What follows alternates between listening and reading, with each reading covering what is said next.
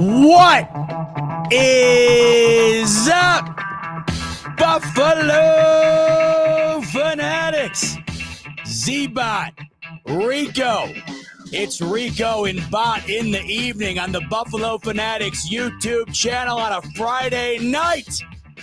How you feeling, Rico? Not tomorrow, not the next day, but about 72 hours from now, it's Under the Life at MetLife for first place in the evening. It's going to be a doozy. It's going to be a banger. This is a must-win for the Bills. But a bigger shout-out to everyone tuned in on a Friday night to hang out with your boy Bot and Rico in the evening, late night tonight. But that's the way we like you, man. We're not this. You guys already know what time it is. This show is not just the Bills. When it's me and Z-Bot on a Friday night, we talk about everything under the sun, Bills included, and everything else from life to food to everything. So you want to talk about some, this is the show to do it. Yes, sir. So strap in. We're hanging out all Friday night, but we're going to start with our Bills. And unfortunately, we got to start with the unfortunate reality that is this laundry list of an injury list for the Buffalo Bills. I'll be in attendance on Monday night at MetLife. But as you know, I don't go many places alone. And when I go and want to have a good time, I make sure I bring the good time with me. And the man I'll be meeting up with is the man who's got the news for us regarding all these injuries. It's the Thigh Dog. Now, do we have the Thigh Dog video queued up here, by the way, Rico? Ooh. Anticlimactic. We may not have it on our Unbelievable. Thigh Dog, he's in the back. He's in the background. He's pissed. Thigh Dog, I don't have it. I'm sorry. I was so anticlimactic. I'm sorry, brother. It's all good. What's up, boys? It's been a while. 2 weeks. It's felt like an eternity. I can't wait to see you on Monday. By the way, before we get into the injuries, we just gotta, we have the crew here. I've told Rico, but this is the first time we've had you on. You are a cult icon down here in the local area. Now you do realize that you are a cult icon. I mean, my buddy Chris, now he went to a wedding the other day, another one, and he texted me. He said, "Can you send me the tutorial?" So I did. He taught the whole wedding the thigh dance. He said they were doing it all night long. So. How contagious is it? And that's all you've ever wanted. I know the virality of it is what you've been trying to do since its inception. I think we might be onto something here. We're going to keep it going at MetLife on Monday night. By the way, Thigh Doc told me he's coming. No wife, no kids Monday night. So it could get a little rowdy over there. If you run into us, make sure to keep an eye on us. All I need to see is this, man. Oh, you'll be seeing that. You'll be seeing that. The question is, that's what I need to see from my guy. There's plenty of guys on this injury list I'd like to be seen doing that after a celebration or something on Monday night. The reality is I don't think we're going to see it. Let's start. Where do you want to start, I suppose, because I don't even know where to start. This list continues to compile, and now the scary thing, it's happening on offense. Last year, that wasn't an issue. It was mostly defense. It was like that to start the year this year. Now it's trickled into the offense. So I guess let's start there with Cook and Shakir. Yeah, so I'd say Cook's getting close. I'm sorry. Shakir is getting close, so he's on the field. When you look back at his injury, it's tough to see because his foot was underneath him. It folded up. You could tell it went. It was a medial type sprain, which is different than your traditional kind of roll your ankle to the outside. The only problem is I can't tell if it's a medial ankle sprain, which is a little better, or a high ankle sprain, which is a little worse. So basically, you know how we traditionally roll our ankles to the outside. Your foot kind of flops out. So that's a low ankle sprain. And then a medial is a little worse. And then a high ankle sprain is the worst. So he's somewhere either in the middle, or it's a low grade high ankle because he was obviously able to finish that game. So what does that mean? It takes about 2 to 3 weeks. So I think he's on the mend, but he didn't go to practice, so that doesn't bode well. So we'll see. I mean, let's just say he was to play this game. Yeah. How effective would he be anyway? Good question, and it can get aggravated. So I don't know. I think if he played, he'd be at like 85, 90% if they give him the green light to play. And that's something where he's going to have to like manage his snaps, and if he gets tackled a little awkwardly, you might see him have to come off the field for the rest of the game. We'll see. Or he's good, guys. I don't know. He looks like he's ramping up, but he still looks a little ginger on it, and usually that doesn't bode well if he's not out there practicing. How is it? I gotta ask you this because I saw somebody else that does pretty much what you do, and just Not take nearly a as look well, at though, by the way. what's that, buddy? Not nearly as well, though, by the way. I just want No, to not at all, not even close. Take analysis from a video, frame by frame, break it down and say that's what it is. How do you feel? Like, how confident are you when you put it out there? Because you know you're gonna get scrutiny. Man, this guy don't know what he's talking about. So where people try to slam dunk on you is it's like if you're like a week off or something. Right. It's like, dude, I can't tell you exactly. I don't know if it's a grade 1 or 2, but I kind of get in the ballpark. And usually when I'm in the ballpark, it sometimes most of the time it comes to fruition. So I look like a genius, but it's really not that simple because a guy you think is going to come back in 2 weeks ends up taking 3. It kind of shows that you're on the right track, but you never really know. So when they start putting out the practice schedule, like the participation, that's when I can kind of like really narrow in. So a guy like Shakir, the team generally likes to put the guys in the all right. If it's bad, this is how it goes. This is the algorithm. I know the injury based on the video, can narrow it down from there, and then then I have to base it on how they start going back to practice. If they're not on the field, no good. If they're on the bike, it's a little closer. If they're a non-participant but they're doing stuff on the side with the trainer, they're almost to limited participation. And then once they're on the practice field, they're limited participation.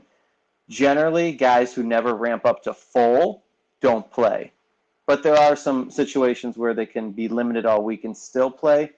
But usually that's in crunch time situations. So late in the year, absolutely. And you'll see that in the playoffs, stuff like that.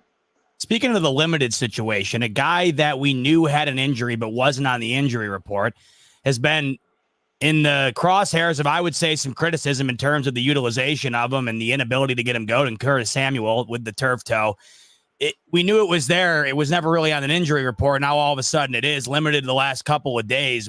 Why do you think that is, and what's going on with Curtis Samuel? Yeah, so that's the problem with the turf toe. They're tricky, much like a calf strain, where you can feel good, but it's easily aggravated. The problem is with Curtis is he comes with some baggage. So he had a serious ankle injury years ago. He had one of those high ankles with the fracture.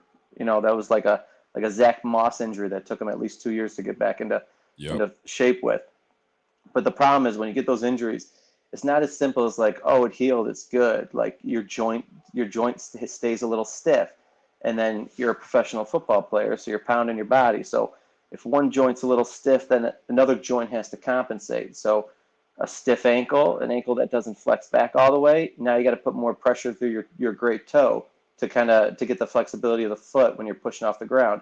And then it just, then it's a matter of time. So that's why these guys kind of crap out at 30 sometimes, because, the car can only take so long before you got to trade it back in. So it looks like, Curtis had a turf toe last year. He missed 1 game, so he had a history of it. And then it popped up in the preseason. So he missed almost 4 weeks. He came back, but his snap count has been crap. It was in like the 20%. So then you throw that in, it kind of makes sense. Like the toe's bugging him. They're not going to keep him on the report forever if he's playing and he's practicing. But then he goes out and gets a little uptick in snap count because Shakir's out. And oh, look, now he needs a day off practice and the toe pop back up. So honestly, it sounds like it's going to bug him long term. But, wish for the best, but that's the way it smells to me.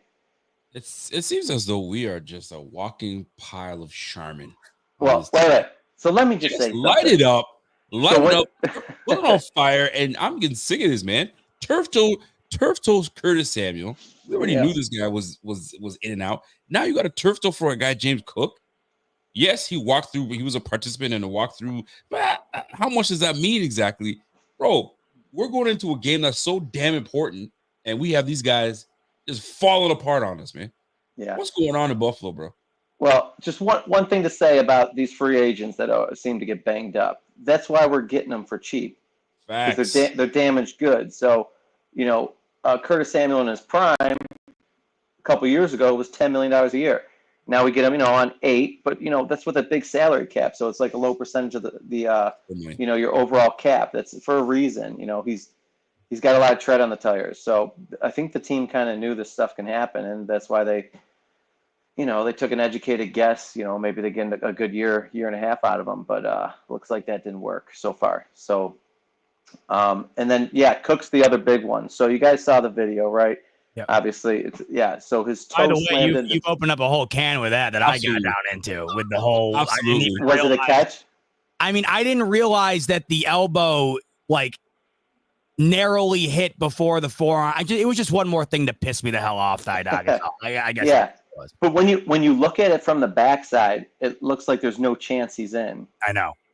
So I could understand why the team kind of held the timeout or held the challenge. Well, no, they didn't hold the timeout. But that's what I'm saying. But then they took the timeout anyways. I know exactly. Yeah. But talk to me about that, because that play in itself, of course, it pisses me off in a multitude of ways. One, if you go back and watch in the All-22, Allen never looks at anybody else on the read except for James Cook, and it was such a low percentage play to go with in that moment. Forces a 3rd and long, so you have that. It was a perfect throw and catch. It still wasn't in bounds. And now, of course, because of that play, James Cook is probably going to miss the game. What's going on with the foot there? Yeah, and Kincaid was open over the middle. I don't know that when we get into Allen's noggin there, because that was his first play back in. But anyways, Cook slammed his toe into the turf. It doesn't mean he has to have turf toe, but that's what turf toe looks like. He slammed that thing real good. I don't think he's gonna play that, man. Yeah, I don't think he's playing either. So and those generally take 1 to 3 weeks. Now the rosy part of this is he's already on the field, right? I know he's not practicing, but he was doing some light cone, basically some cone drills, which is good. So next week, maybe, hopefully, but I think this week's out of the picture. Buddy, yeah, we're in rough shape. So, Josh Allen, it's cleared. He went. The league looked into it. He passed the test. It's over with. Let's stop talking about it. Why are people still in their feelings saying, well, if it was it, listen, he did everything he was supposed to do.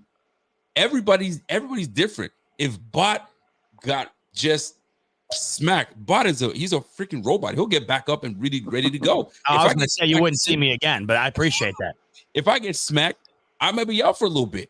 Everybody's different. You can't treat Tua the same that you would treat Josh Allen. Josh Allen is a big fella. I mean, the bigger they are, the harder they fall. I get that part. But if you pass the test, why is such scrutiny over that? And you were one of them perpetuating it all. Well, he was concussed. He was this. He was that. He passed the test. I just put out a tweet. Oh, it's so good. No, I definitely think he got a concussion. I'm not going to lie. But does that mean he didn't pass the test? No, he must have passed the test in the tent. Now, they usually give a hall pass to the quarterbacks. If it's a lineman or something and they have to shake it off like that, a lot of times those guys get pulled. But you'll see the quarterbacks usually get thrust back in. That's just the name of the game. So Allen definitely whacked his temple. He had his eyes closed for about 10 seconds. I'm not saying he got knocked out cold. Yes, his feet were moving. Right. But I definitely think the screen went blank on him for a second, and his head was ringing, and he was like, shit, where am I? Okay, I'm here. He rolled onto his back. He didn't open his eyes for like 10 seconds. Trainers got there. He opened them. Yeah. Oh, yeah. Was it his ankle? No, I don't think it was his ankle. I think they checked him for a concussion because no one touched his foot when he was on the ground. Got up, went to the tent. They did their test, their screen. They said, you're good. You're good. Go back out. So, like I said, they're a little more, they push those quarterbacks out there a little easier. I think that's just because, those are the guys that sell the game. And just how it's the name of the game, guys. So the problem is, so now you got that hit he took in Baltimore, which I think rang his bell. And then the next week he rang his bell. So the problem with concussions or, sub-concussions, little mild ones, is that they it's like a boxer with a chin, right? The guy lost his chin. Now he gets knocked out all the time. So if you go back too quick, once your bell's been rung, it's going to get rung a little easier, and then comes the big one, and that's when the bell cracks. Makes sense. So no, it doesn't, Rico. It doesn't make sense. I don't want it to make sense. That doesn't make any sense at all. Oh my God. So I'm just hoping for the best. But he's taking those hits a lot. I know. And it's not his fault. He knows how to protect himself, but he's always trying to extend the play at the last second. That fantastic play he had against the Chiefs when he threw it to Latavius Murray. He whacked his tempo like that. The first preseason game he started against the Bengals, they took him out of the game. They didn't call it a concussion, but he definitely had one. He whacked his head on the turf, doing the same thing, trying to stretch the play out to the right. It's his thing. So I just get a little worried when you take two big hits like that back to back. What's going to happen if he takes the third one? So I'm not trying to scare you guys, but I'm sufficiently scared, buddy. It's October. I've been scared already. So I know you're pressed for time. Let's talk real quick about the defense. And Ed Oliver, another no practice today. So I'm guessing based on your formula there, that's not looking great. But it looks like we should be having Teron Johnson on the field Monday night, I would imagine. Yeah, and just to piggyback on Ed Oliver, so he got hurt in practice, which sucks even more. So he got hurt. He basically got hurt he basically got hurt in the Texans game, and hamstrings take 2 weeks. So I'm on the fence if he's going to be ready for next week. He'll be ready the week after, but he's definitely not playing this week. And then Teron's coming back. He's out of the red non-contact jersey, so I'm going to assume that means he's ready to go. He's going to play. I worry about Teron. Well, once it's healed, and he's going to have the forearm, pad on man, it. like a little bruise again. He's going to smash it up. So he's going to have a pad. He's going to have a pad over it. The bone is healed. It's been 6 weeks now. Damn, not long already, man. It feels like it was just. But it doesn't mean it can't hurt. So what is it going to sting when he's trying to wrap someone up and it makes them lose grip and then they break a big one? I don't know. That's just those are the game of inches that I think about. And then don't forget, I'm pretty sure Allen's still playing with a broken hand, which is probably almost healed because that's about 6 weeks as well. Right. But he's still got the glove on, so he might wear that for a long time now. And that's just where we're at with that. But Bernard came back and he played 100% of the snaps. I was very surprised and played well. I was expecting just like him to be in there on passing downs, but that was not the case. So that's good. So he healed up real good. It must have been very minor and not in the tendon. It must have been in the muscle belly. Those are the best ones because they heal the best. All right, so some decent news, I guess. Do you think Sean McDermott will be on the injury report? Because something in the mental is not all there. So I was hoping. I didn't see his name. I didn't see his name on the list there. So is there a possibility that he might be a late addition or no? Do you want to know something interesting about McDermott? So when I'm driving, sometimes I'll put on when they have those pressers. And one thing caught my ear this week. It must have been on Monday, and they were it was right after Saleh got fired, and I think it was Waro, which was actually a good question from him. And he's like, "Hey, when a coach gets fired, do you talk to him?" And he kind of got weird about it, and I'm thinking he definitely talked to him. So I don't know because I think Saleh went out with sour grapes, and I don't know. Those are like the two wrestling guys, right? So you honestly think that Saleh is gonna be like, all right, man, here the goods. Here's what we're gonna do. I love that so much. No way Saleh would do that. But the way McDermott kind of turtled up a little bit on it, I was like, I didn't think much of it. And then the way he responded, I was like, that's a little suspicious. So I just thought that was funny. I don't know if it'll change anything. Do you think that's dirty though for a coach to do that? Do you think it's dirty, or is that just part of the process, part of the game? I think it's dirty firing a guy going into week 6, if you ask me. I mean, it's dirty altogether. We'll talk about that, but to have somebody fired, I mean, it's different when a player gets cut, backup player, practice player, and then you're like, let me sign him, let me get all the goods and stuff like that. Yeah. But a coach that gets fired, it's different, right? Ain't no way McDermott saying, all right, bro. I think it's dirty if he condolences, but what's the game plan? I think it's dirty if he hits him up and he's like, hey, that's shitty. Let's talk and tell me what's going on. But like maybe if Saleh called him and he's like, yo, screw these guys. They're gonna be running that 4-3 over all night on you. I mean, well, he told me. I didn't really dig it out of him. We'll take anything we can get. Well, hey, Thigh Doc, we appreciate the time. Go tuck the kiddo in, and I'll see you 4 p.m. sharp in the MetLife lots on Monday night.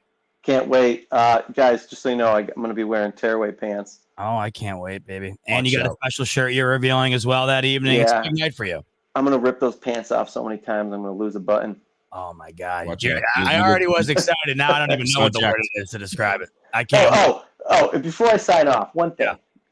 I listened to you guys get on after your wedding. Congratulations again, by the way. Beautiful wedding, by the way, Bot.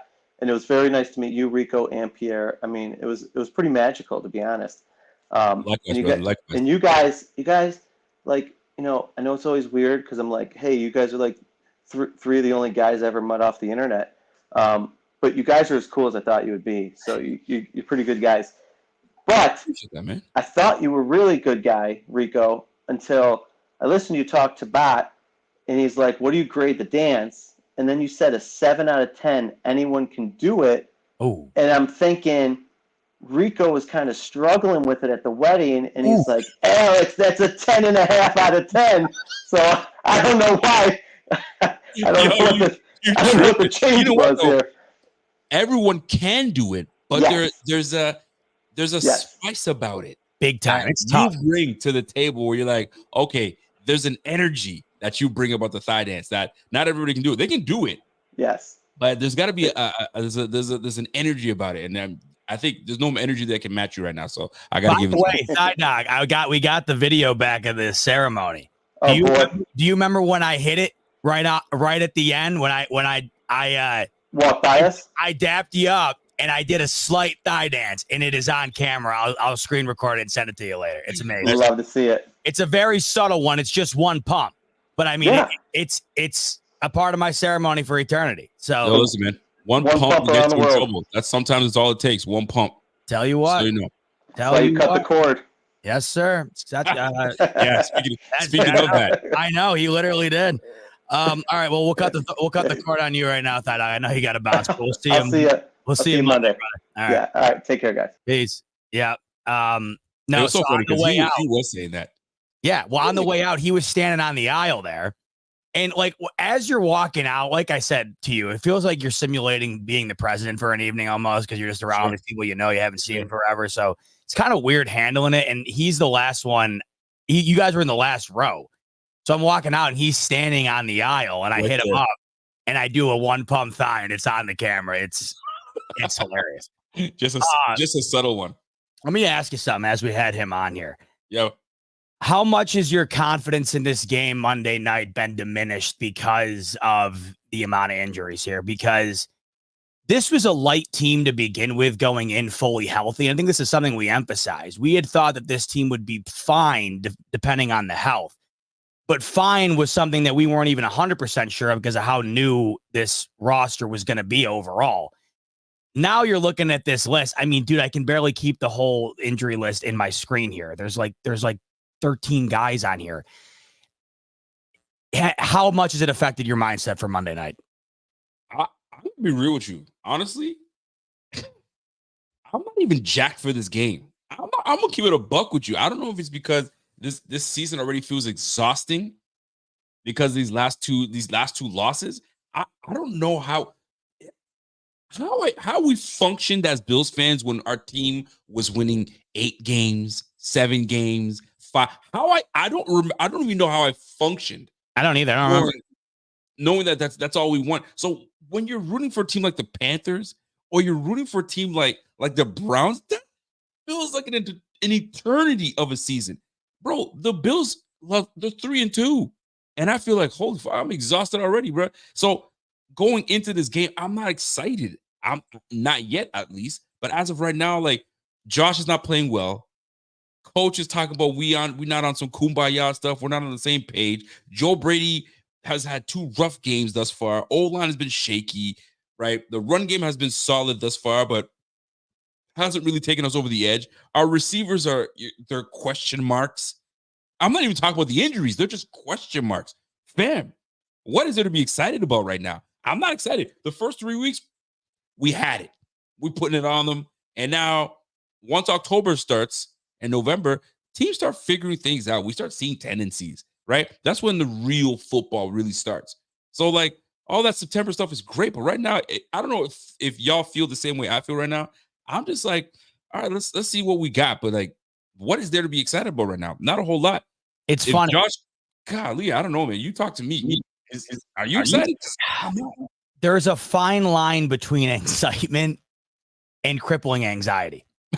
It almost, I don't know if it's in the same part of the brain, but it has the same feeling, like where you are very, like you're very focused on it, and it kind of dictates your emotions, and you just want it, to come, like you want it to arrive just to see what it is. Right. Because right now, what it is Monday night is essentially a week 6 playoff game for the East, because the Dolphins are all but done and the Patriots are done. This game's going to be massive. And why I say excitement and anxiety is so thin is because I feel like my excitement that I had through the first 3 weeks has shifted to anxiety, but the feeling isn't all that different, because I am excited to see Monday night if they can right the ship, get to 4-2. They would be a few games above the Jets, and it would be a great spot to be in going into numerous winnable games, right? Tennessee, Seattle, right? You're in a good spot. But then on the other end, it's kind of like almost gambling, Rico. Like when you're playing roulette, there's 50% of your brain that knows in about 30 seconds here, I'm going to double my money, or I'm going to lose every dollar I put on the table. That's how I feel going into Monday night. I'm going to be 4-2, which remember when you and I were talking about money the other day, right? And you were asking like, how much should we charge for something? And I just threw out a number, and we're like, why does that sound good? It just sounded good. The number, right? 4-2, it just sounds good. Doesn't 4-2 just sound good? 3-3 sounds. It's one game difference in my mind. 4-2 to 3-3. Feels like heaven and hell in terms of differences. I don't know why that is in my mind. So to the gambling analogy, it feels like going into Monday night, I have this anxious excitement of like, I'm about to put money down on the table, and I'm going to come out either feeling really good about where they currently stand, despite the makeup of the roster and the injuries and whatnot. I'm going to feel good about their situation. But if it goes the other way, there's a lot of bad that can come from losing this game, Rico. That's the problem. Okay, so I'm so glad you said that, because you said there's such a difference between, for me, there's such a difference between 1-0 and 0-1. I just hate it. I don't know why. It's just one game, but it just looks good when you're 1-0. So 4-2 as opposed to 3-3, big difference. So my question to you, what team are you expecting on Monday night? Or do we look closer overall to the 3-3 team? Or are we closer to a 4-2 team? Right. And this is my problem, because you want to know what really stands out to me more than anything. It's not even this past Sunday. It's the Ravens game. The Ravens defensively have gotten worked by everybody they've played this year, despite the fact that they've won their last 3 games. They've gotten ran up and down and thrown up and down the field on all year. And that was the one game where the Bills could not do anything offensively and where the cracks started to be visible. And that was the first game in 43 consecutive that they had lost by 6+. I mean, you look at the Bengals the other night in a losing effort, 38 points. You saw Dallas put up their 25 against them. You saw the Las Vegas Raiders of all teams, Gardner Minshew, who's now benched, right? You saw them put together what they did in the fourth quarter against the Ravens. The Bills, not only did they get blown out, but they got blown out in embarrassing fashion. Like they could not do much of anything at all. So I keep going back to that game in terms of trying to figure out what the hell to expect, because the first 3 weeks compared to now, it could not be more stark in contrast. And that's what I don't understand. I don't understand how it goes from such a high to such a low, because that was about a 4-year low, what they put out on display against the Ravens. And last week, it felt awfully similar to that. It's just that the outcome wasn't as bad, because I thought the defense really stepped up in the second half. CJ Stroud turned the ball over a couple of times. They lost Nico Collins, right? But last week, it felt visually, at least, and basically, just in terms of how the vibe, you know, every week you got a vibe. Like when right. they went out against Jacksonville, you just got the vibe, man, they're going to roll these guys tonight early, and that's exactly what happened. Last week, you just had that vibe in the first half. Man, this is the Ravens game reincarnated, but they made it look better, and they could have won it. So right now, I have those two games back to back, plus added injuries on the road in a situation where everyone within the Jets organization wants to prove that this firing is going to be the end all be all in terms of a solution for this franchise. It's a really terrifying spot to be in, Rico. I am scared about this game, and it's not because I'm scared about the Jets. What? You're scared of the Jets? I'm not scared of the Jets. I'm scared about the circumstances surrounding this game, because I think the difference between a win and a loss here is not only in the record book, but I think it's in terms of the overall chaos that could be caused by losing this game. I want you to think about where the Bills fans or where us fans were collectively this past week after that loss. Imagine going 3-0, and then within 2.5 weeks, you are now 3-3, and that last loss comes to the Jets, who lost to a Denver Broncos team who scored 10 points, who offensively have been one of the worst in the league, who just fired their head coach, who have a new play caller offensively. Imagine you lose that game, and then all of a sudden you go from the massive AFC East favorite to now looking up at the Jets. That's what I'm scared. I'm not scared of the Jets. I'm scared of the circumstances surrounding this game. And if a loss does occur, what comes from it? It's not even just losing to the Jets. That 3-3 puts you near the bottom. It really does. And like you said, you're looking up. That's how big the difference between these two records. And this goes for the chat as well. And I really want this answer. You're trying to duck and dodge me. Don't duck and dodge me. Do we look more of a 3-3 team? Or are we more closer to a 4-2 team? I think we're closer to a 3-3 team right now. I don't know how you'd ever argue against. Oh my God, the last 2 weeks? How the hell could you argue against it? The last 2 weeks, they've. I'm actually agreeing with you. No, I know. I'm saying in general, like I don't know what the argument would be against it right now. I mean, not only do we look more like a 3-3 team, think about all the things that have happened the last 2 weeks that are like historic, Rico. Like I mentioned, that was the biggest loss they've had in about 4 years. Last week might have been Josh Allen's worst performance ever. Historically, in terms of the completion percentage, it was one of the worst performances in NFL history in that regard. The absolute incompetency at the end of the game from the coaching staff and the execution. How you could feel closer to a 4-2 team right now after what we've seen the last 2 weeks, I will never know, because you've been given every reason to think the opposite. One more reason, Rico, why I'm terrified for Monday night, because this fire can continue to be fueled in a very bad way if that continues on Monday night. So we were talking in the offseason, and we were talking about the inability for the Bills to get over the hump. And one of the topics was Sean McDermott. And I still stand on it. If he doesn't get it done by not having an abysmal year and can get over the hump against the Kansas City Chiefs, that's the only way I can see him saving his job.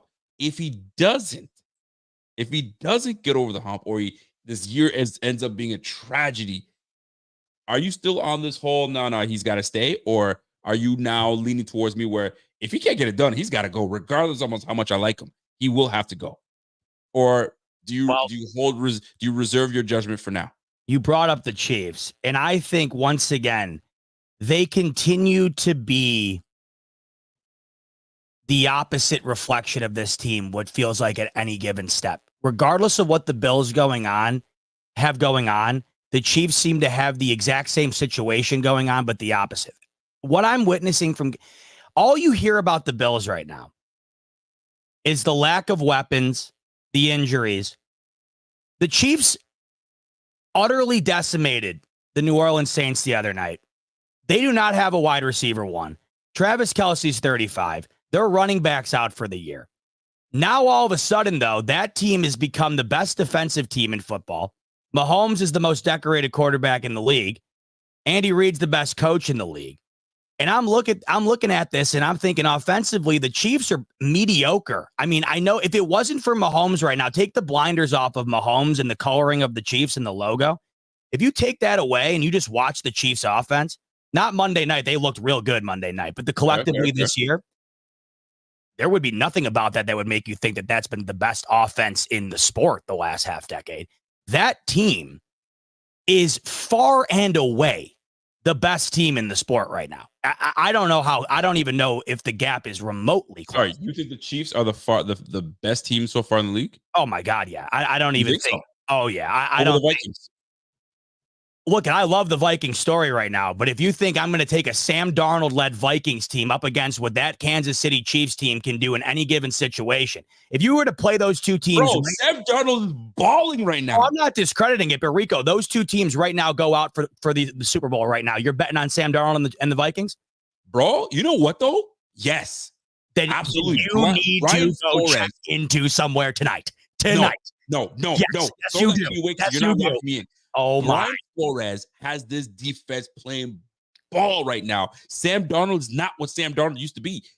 These guys are playing ball. Yes, absolutely. You can put these guys up against the Chiefs. You can put them up. I just asked you if they're playing this weekend for the Super Bowl. You're betting on the Vikings. Yeah. Dude. Absolutely. Yo, are you not what? Am I tripping? Listen. Chat, come on, please let me know I'm not losing my mind here. Please. I think Bot's losing his mind. Get me sane. Give me everything you're saying is so true, Rico. Yes, that defense is just as good as the offense. Sam Darnold is a legitimate MVP candidate right now. O'Connell should win Coach of the Year. You're betting on them to win the bowl against them this year, this weekend, if that was the setup? Listen, we cannot look at Sam Darnold from years past. We have to look at what is going on right now. Is Pat Mahomes playing like the best quarterback in the league right now? Not even close. Thank you. So then where do you come off saying they would stomp them out? Where do I come off? Because that at the end of the day, Rico, is the scariest part about the Chiefs. Patrick Mahomes has played middle of the pack quarterback. They're 5-0. Look at who they've beaten. Look at the defense. And now all of a sudden, what are you witnessing as time's going on here? Travis Kelce had 35, had 9 catches at halftime. Juju Smith-Schuster, I'm sorry. Let me take my shades off real quick. Is that Randy Moss out there all of a sudden? That's the scariest part about this team, is that on any given week, they can look like absolute ass. But if you change the channel and change back an hour later, they win the ball game. And when the game matters most, which this Super Bowl simulation would be the game that would matter most, you know they're going to do everything right to win the ball game. That's how I see it. I mean, fair to say, but I'm looking at what they've done in the run game. I'm looking at what they're doing offensively, and they're not even fully healthy yet with TJ Hawkins. I think TJ Hawkins is still not back, or if he's back, he's just coming back. I'm not quite sure. Vikings? Yeah, for the Vikings. And the defense, Brian Flores has got this defense playing absolutely well.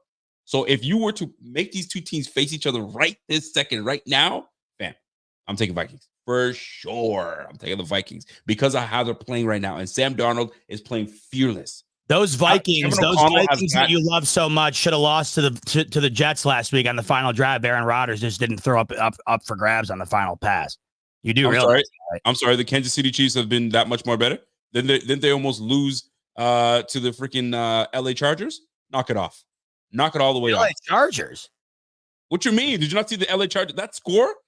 It was a last minute, like the Chargers gave the football back to the Chiefs for them to score it up. Bro, man, don't play with me, man. Look at who the Chiefs have beaten, though.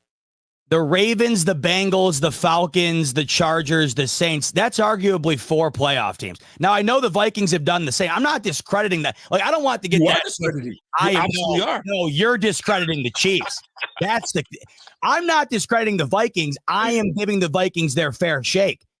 The Chiefs, in this situation, you are discrediting the team that's trying to go win 3 consecutive for the first time ever, and they're off to a 5-0 start, and they haven't even played a full football game yet.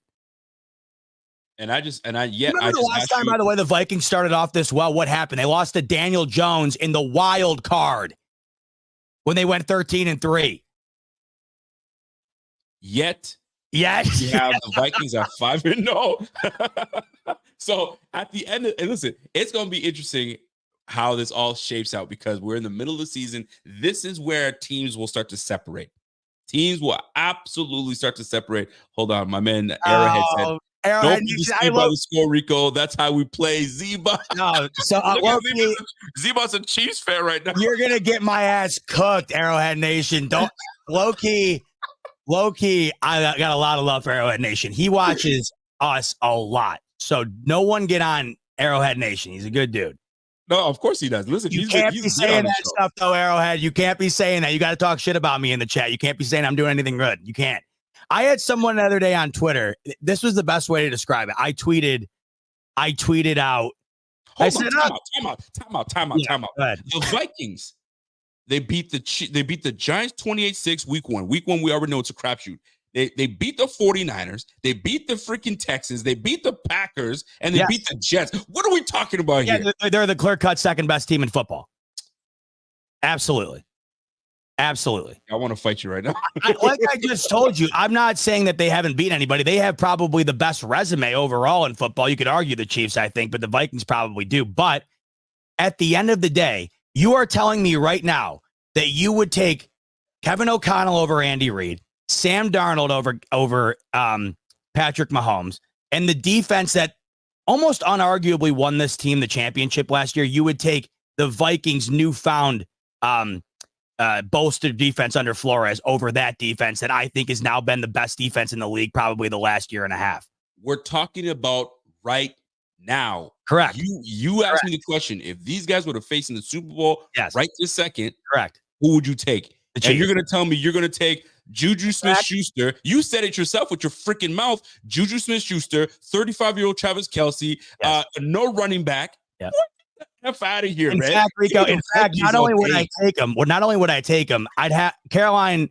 I couldn't tell her, but I would liquidate everything I own in this house, and I would put every dollar I have on it on the Chiefs. That is what I would do. Because last year, let's think about it like this, Rico. You and I, and this is why I don't do this anymore. This is why with the Chiefs, I just barely talk about them anymore because it doesn't even matter. Last year, what did we say? This is the same Chiefs team last year that lost to Aiden O'Connell on Christmas Day, who didn't complete a pass in the second half. Okay. Mm-hmm. That team, what did we say, you and I, going into the playoffs? Man, this team's cooked. I mean, there's no way. If they couldn't turn it around by Christmas, how the hell are they going to turn it around now? Rico, they beat the Dolphins, the Bills, and the Ravens all on the road to then go on and beat a 49ers team that has twice the roster they do. So you're with that same roster they have this year, probably better because of the injuries they have. So what was that saying last year going into that game? Let me find this, what somebody said to me, by the way, about the other day, because this was the best way to describe it. It pissed me off because I can't say a damn thing about these Chiefs. And none of it is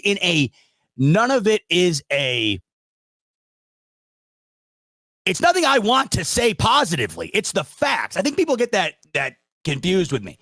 Because if I say a factual thing about the Chiefs, people think that I'm glazing them. I don't want to be glazing them. People don't seem to get that. I want to come on here and say, man, I want to come on here and say like what I say about the Patriots now. Like we just talk about the Patriots now like they're the Detroit Pistons. You know what I mean? And it's great. And it feels phenomenal. Right. I would love nothing more in my entire life than to be able to do that. But it's the opposite right now. It's the opposite. And I got to just shoot it like it is because this team, they're in a similar situation with Buffalo where they've got nobody offensively that you really rely on other than a 35-year-old Travis Kelce. And they're 5-0 and they're looking like they get better each week. Meanwhile, it's looking like the opposite that's going on in Buffalo. And that's what concerns me because I feel like you can make a lot of comparisons right now to the situation that both these teams have going on. I am going to wholeheartedly disagree with everything. I'm telling you, like when you compare the wins, listen, quarterback for quarterback overall, no question. Head coach to head coach overall, no question. Nobody's ever going to dispute that. But we were talking about that right now. I'm taking the Vikings. I'm taking the Vikings over the Chiefs. And those that are saying, "Oh, you smoking? What are you smoking?" Come on, man. We're smoking reality. We're smoking reality. This is what somebody said to me, by the way. Here we go. Yo, what's up? They said, you are low-key a Chiefs hater, lover, fan, hater. They live rent-free upstairs. They said, you are a Chiefs hater, lover, fan, hater. Yeah.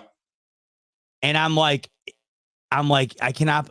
It made me sick. It made me sick. And this is because I said Juju is looking like prime Calvin Johnson. Rico had about $130 last week in the air. This is Juju.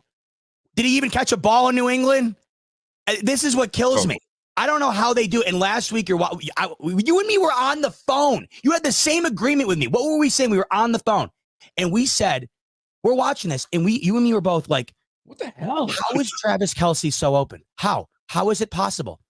Dalton Kincaid hasn't been that open once since he was drafted. Not once. I watched Travis Kelce get that open 7 times before halftime. And that's the thing. That's the biggest frustration, is because it doesn't matter the parts to me. Like, Dalton Kincaid could be that. When the hell has he been given the opportunity to be that? They have nothing drawn up for Dalton Kincaid. It feels like they have nothing in the playbook designed for him to be the primary focal point, other than some 4-yard dunk on the right side or left side of the sideline. I don't know. It's actually really frustrating. This is a great transition because this people are going to think this is a freaking Chiefs show right now, but really truly it's not. We're just talking football, because I think everybody that's listening right now to this podcast, whether you downloaded it or you're listening through it on a replay, we're all football fans. We just happen to have our favorite team, but this offense right now is in a fragile state. This offense is in a very fragile state because it's one of those things where it could really just crumble and fall apart because Joe Brady doesn't know how to pick the pieces back up and rebuild and get back on track, or he just had a lapse in judgment 2 games in a row and he's got it right back on track, and him and Josh are lockstep. But right now, this offense is in a fragile state. And we're facing a team in the Jets that got their backs against the wall at 2-3. They just fired their coach. They're blaming their quarterback for this whole thing. So right now, this is the go-long article that was written about the Bills for the Jets. And let me ask you this, as you're saying this. They can turn the season around by dismantling this Joe Brady fragile offense. This is where we need Joe Brady to get his act together, because this could, and it's early, but this could make or break this freaking season, because people mentally check out if they're not buying into your system, if they feel that everybody has figured your ass out. Now it's like, what are we doing with you? Todd Downing has now taken over as the play caller for the freaking Jets, because maybe they just don't believe in what Nate bum-ass Hackett is doing. So tread carefully, Joe Brady, because you're on thin ice, brother. You're on thin ice. So we like you, but we need something from you, brother, because we need you to revive this offense again. Because right now there's 2 straight duds we put together, and it's got to work out. F all the injuries, because we just talked about the Chiefs and Andy Reid throwing the Juju Smith-Schuster and a 35-year-old Travis Kelce and who else ever. Tread carefully, brother, because yo, everybody's gonna be watching what the Bills do, and these Jets are not trying to lose another one, because that could be their season. Boy, is this gonna be a tough one. I'm not excited about it, but this one is gonna be something else, man. I asked you if the Chiefs would beat the Vikings this weekend if they were playing the Super Bowl. Let me ask you this: in terms of how you feel about the Bills right now, where's your confidence level on a scale of 100? Oh, my confidence in the Bills right now. God, that's a great question. Going into this game, strictly just to win this game. Going into this game, honestly? Just to win it. 60%. Okay. Now ask yourself this. If the Chiefs were in the same exact position as the Buffalo Bills are right now, what would be your confidence level for the Chiefs to go in and win that game on Monday night? It'd be higher. It would be higher. I got to be honest. It would be 95%. It'd be higher. Now, here's the one thing that's been giving me solace when I think about it like that. Unarguably, in this situation, Josh Allen has been good enough for us to not worry the way we're worrying right now. This is one more reason why this game to me has so many things surrounding it that have me scared. Because listen to this stat. If they lose this game, it would be one more. And Caroline always gets on me. She's always like, how is everything historic? How is everything the biggest thing that's ever happened? And I'm like, welcome to being a Bills fan. I don't know what else to tell you.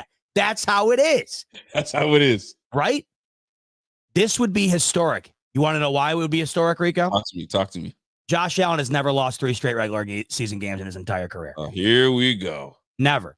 Not only that, I'm in Carolina now. Here we go. She's not even home, and I can hear her. I can hear her right now. Okay. This is courtesy of Mike Catalana, by the way, one of the GOATs, 13 Wham. He tweeted this out. Okay. So he had mentioned the 3 straight regular season. All right. He's never lost 3 straight in the regular season. But not only that, Rico.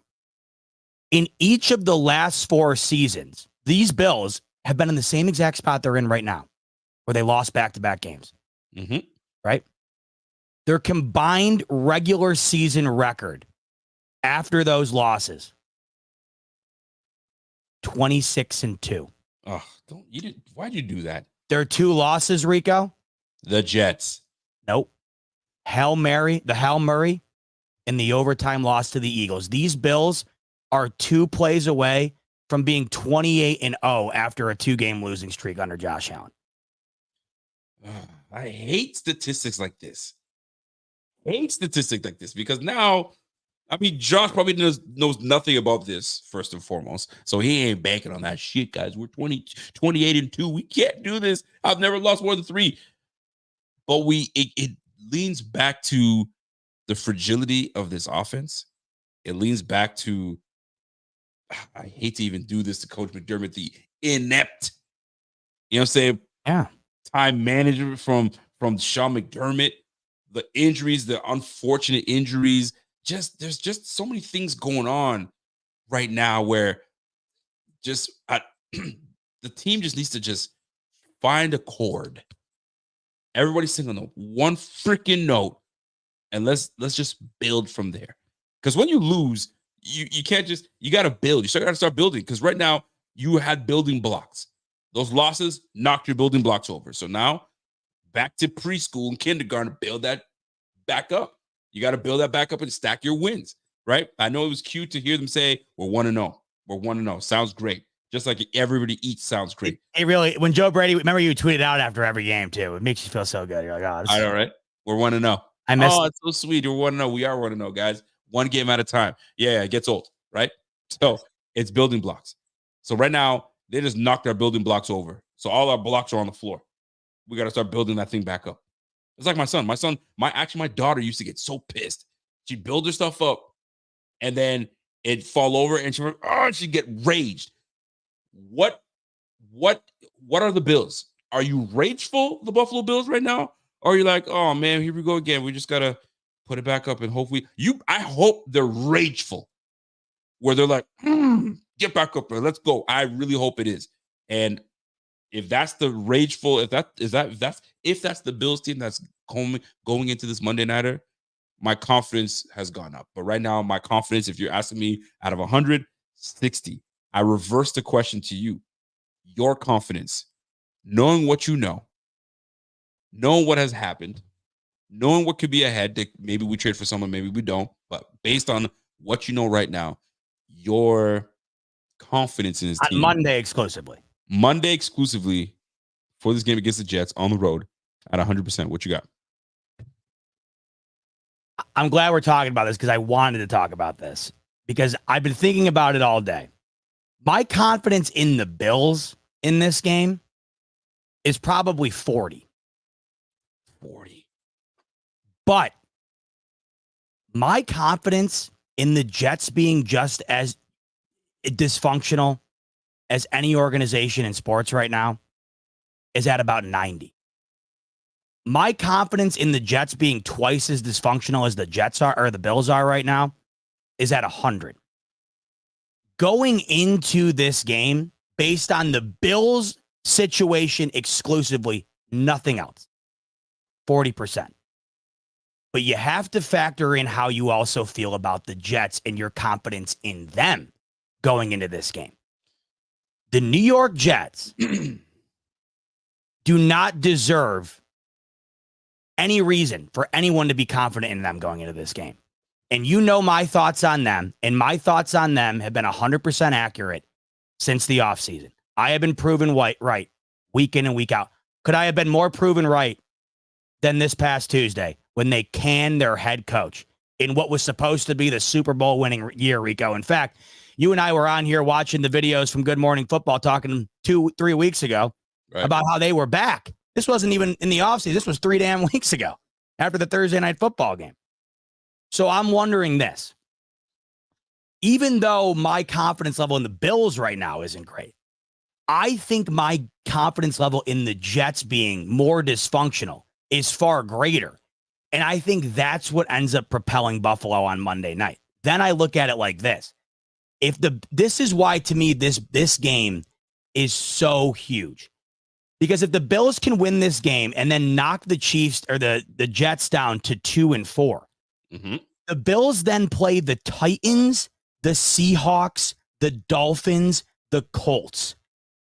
These Bills, if they beat the Jets, anybody who had a gun to their head and had to pick the next 4 games after that would pick Buffalo. They could be staring, if they beat the Jets, at 8-2. If they win this game, Rico, they could essentially completely separate themselves from the East on Monday night moving forward. But you have to understand matchups. Yes. The Jets match up well against the Bills. Oh, beyond well. I'm saying this is why it's such a big game to win. Yeah, I know. So your confidence, I get it. And 40% is listen, I'm with you. I had 60% for the Bills because I just know I personally think that the Bills team is a better team overall than the Jets. And I'll take Josh over Aaron Rodgers always. So that's why I got them at 60%. It was going to be 50%. It was toss up, but I'm going to give them the edge at 60. 40%, I get it because of what's going on. But if listen, those games that you see at Titans, Seahawks, Dolphins, and you mentioned another team, I can't remember what it was. The Colts. Bro, those guys are looking at the Bills like, boy, those guys are mincemeat too. So, you think Will Levis is looking at the Bills saying that's mincemeat? Forget about Will Levis. Anthony Richardson is looking at the Bills saying that's mincemeat? You know what I'm looking at? I'm looking at do you know where we rank against the run? I got a feeling you're going to tell me. I got a feeling I'm not going to like it. We're not great against the run. I was told this is why I got a fax. Bartek told me this. So Bartek, I'm going by your words. I got to double check it. I get to meet Bartek, by the way, Monday. I'm excited for that. Yo, please take a picture and send it. You know what to do. Oh, you kidding? Apparently, we're ranked 32nd against the run. I got to go and double check that. We're ranked 30. Tell me dead last? This is from my guy, Bartek. I don't want to throw him under the bus, so I'm going to go check for myself where we rank with the run. I think we're like, look, my man said we're 28th. All right, so it doesn't. What's the difference at that point? Okay, I'll tell what the difference is. No, between 28 and 32, I'm saying. Like, what's the difference at that point? Excuse me. I thought you said, who cares? Who cares? No. Oh, hell no. Right? Hell no. Kenneth Walker. We're going against Jonathan Taylor and AR-15 that run the ball quite well. When we play Miami, who knows what that? Miami's a hot mess, so I'm not even going to deal with Miami, right? But we're not defending the run well enough. So look, 31st, 32nd, bruh. If the Bills lose to these Jets, and Breece Hall better not have a big game, I'll be pissed, right? If they run amok all over us because we cannot stop the freaking run, yo, the jig is up. Run the ball down their throats. King Henry did it. Bro, Lamar was able to do all he wanted. Connor from the Arizona Cardinals was running well on us until we started to okay, let's kind of shore up the defense. Bro, we can't, we need this. And the defense needs to shore up because those 5 games that you named, every one of those teams can run the freaking football. They can run the ball. They may not have a quarterback now. And if we're not putting the points on the board because my guy Joe Brady seems to just not have it together and Josh is not confident in his receivers, I'm not trying to scare Bills fans, but I'm also trying to be a realist here. Don't think we could just rip off wins left, right, center. This is the NFL. This is the NFL. Bartek, I saw 32 on fantasy because my opponent was Breece Hall. So they're the 32nd fantasy defense. All right, I see what you're saying. But I'm not overlooking the Jets game, but I just want to say that the Seahawks right now with their injuries defensively, they cannot stop anything. And you saw it last night. I mean, the Niners did whatever they want. Jordan Mason got hurt last night. And what did it matter? The third string running back comes in and he pops off a 60-yard run to end the football game there. They were doing whatever they want. Rico, guess who has the worst offense right now in the entire league? 32nd out of 30, 32 out of 32. Sorry, worst defense or worst offense? Offense. Who? The Miami Dolphins. They are averaging 12 points per game. That would be the following game after that. Dolphins. The Indianapolis Oh, Colts. I don't even know if it's arguable. The Indianapolis Colts have the worst defense in football. Plus, Anthony Richardson has been playing some of the worst quarterback in football. Facts. And then the Tennessee Titans, after the Jets, they have one win, and they have looked abysmal in almost every game that they've played. So I know those teams can run the football, and I totally get what you're saying. Yep. But if what you're saying, which to me seems like you're leaning towards being fearful of those games, I don't know how the hell you have a 60% confidence level in the Bills on Monday night, because that's the toughest game they're going to play in the next 6 weeks. Your confidence level should be way below 50% if you think that you're not that confident in those other games. I'm just saying, if we lose to the Jets, don't think that we could rip off. Now, I know what you were saying. If we can rip off. We take the Jets down, we could rip off 5 good wins against these other teams that we're going to be facing, which brings us back up into the game at 8-2, which would silence a whole lot of people, myself included, and it would calm my nerves on, man, is this team for real? Like, what are we doing? Are we pretenders? Like, is the run over? Like, as a fan, you're thinking of those things, right? Did we waste the talents of Josh Allen? Now we're just putting mediocre players in front of him, and we just buried $31 million in dead cap because we wanted to move on from Stephon Diggs. And there's a whole lot of those questions that we as Bills fans, have to discuss and have to endure. So with that said, then let me ask you this, because I understand the fear. Okay. But for Monday night, let's put that fear to rest a little bit. Yeah. Guess who has the 32nd overall rushing offense in the NFL? The Jets. They're not running well, man. They are the worst running football team in the NFL, which is so odd to me. So I guess this, to your point, one more thing.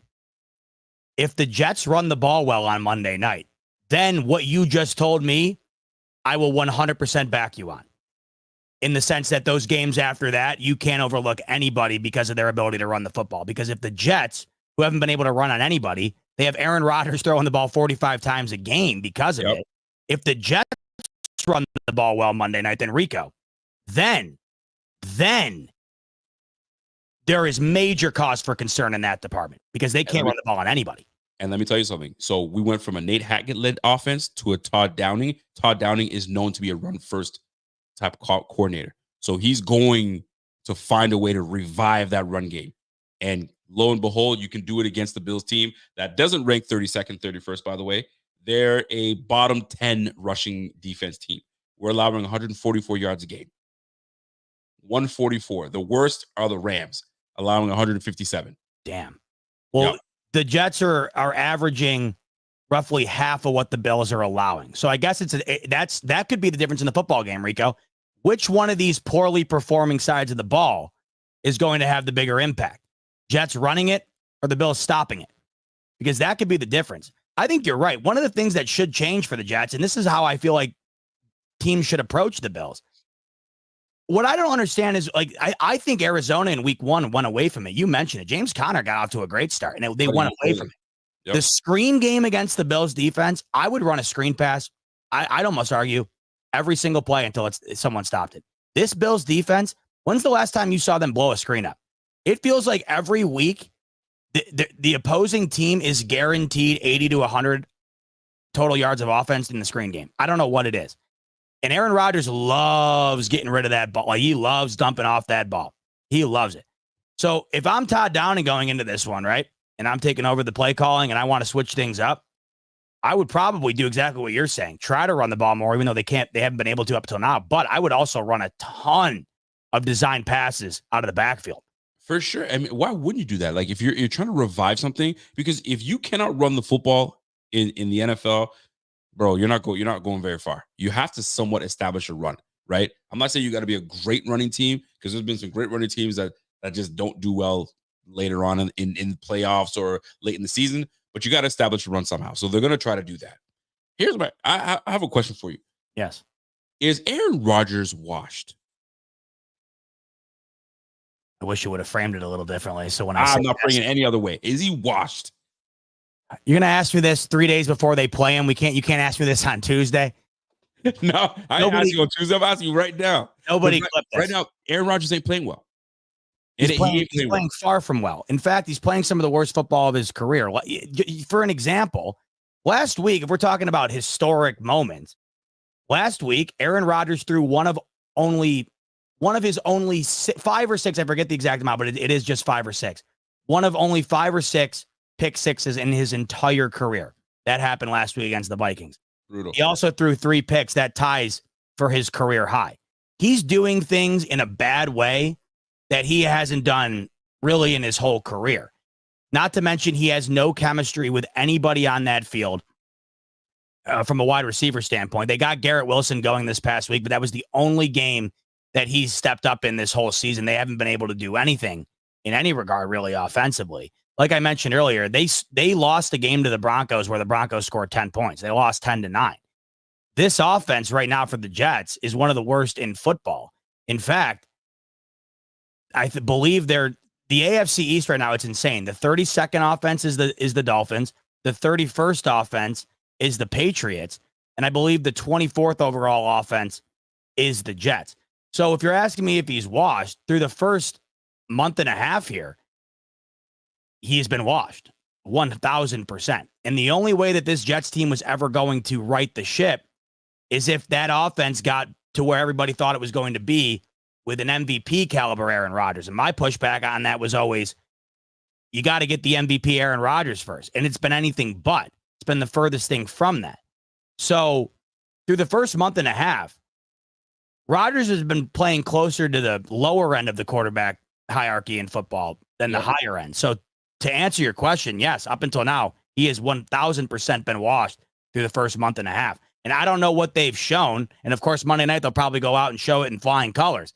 But I don't know what they've shown to make you think that all of a sudden they can completely turn it around. Because unlike Buffalo, you do have 3 examples of the Bills scoring 31, 34, and 47. You have half the season of examples of them being able to do it. The Jets haven't been able to do it once the entire year, not even close. I think their highest point total was against the Patriots on that Thursday night game. And my God, the Dolphins just beat the Patriots last week and they averaged 12 points a game. So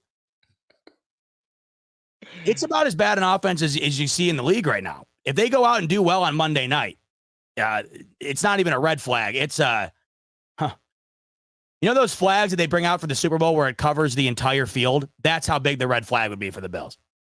I will say this, though. Do you know why I said my confidence is at 60%? Yes. I really do like McDermott. And McDermott is not the type of person that is going to allow 2 games. He's not going 3 games in a row. Ain't no way. And he never has, and he really hasn't. And truth be told, we should not have lost that game, at least in the way that we did, because nobody knows what would have happened in overtime. But the way that we should not have lost the way that we did. Defensively, we did everything we needed to do to give the ball back to the offense for them to do what they did. They failed us. They didn't get the job done. Right? I cannot see McDermott not firing his boys up, ready to freaking go this game. I'm sure he knows we're not doing well against the run. We're very much a bend but don't break defense. We've been like that for some time now, right? But we got some guys that are healthy. Teron Johnson coming back, Bernard returning. I believe Taylor Rapp returns this game as well. So we got some guys that are healthy, right? So this is where McDermott can say, okay, now that I have my and Babbage, excuse me, now that I got my crew back, we can get it together. Which brings me back to Aaron Rodgers being washed. Bro, I think he's cooked, bro. At 40, I think he's cooked, man. I mean, dude, what it hurts me to say that because Aaron Rodgers is a good player, but he's cooked, man. This is why I never understood the hype.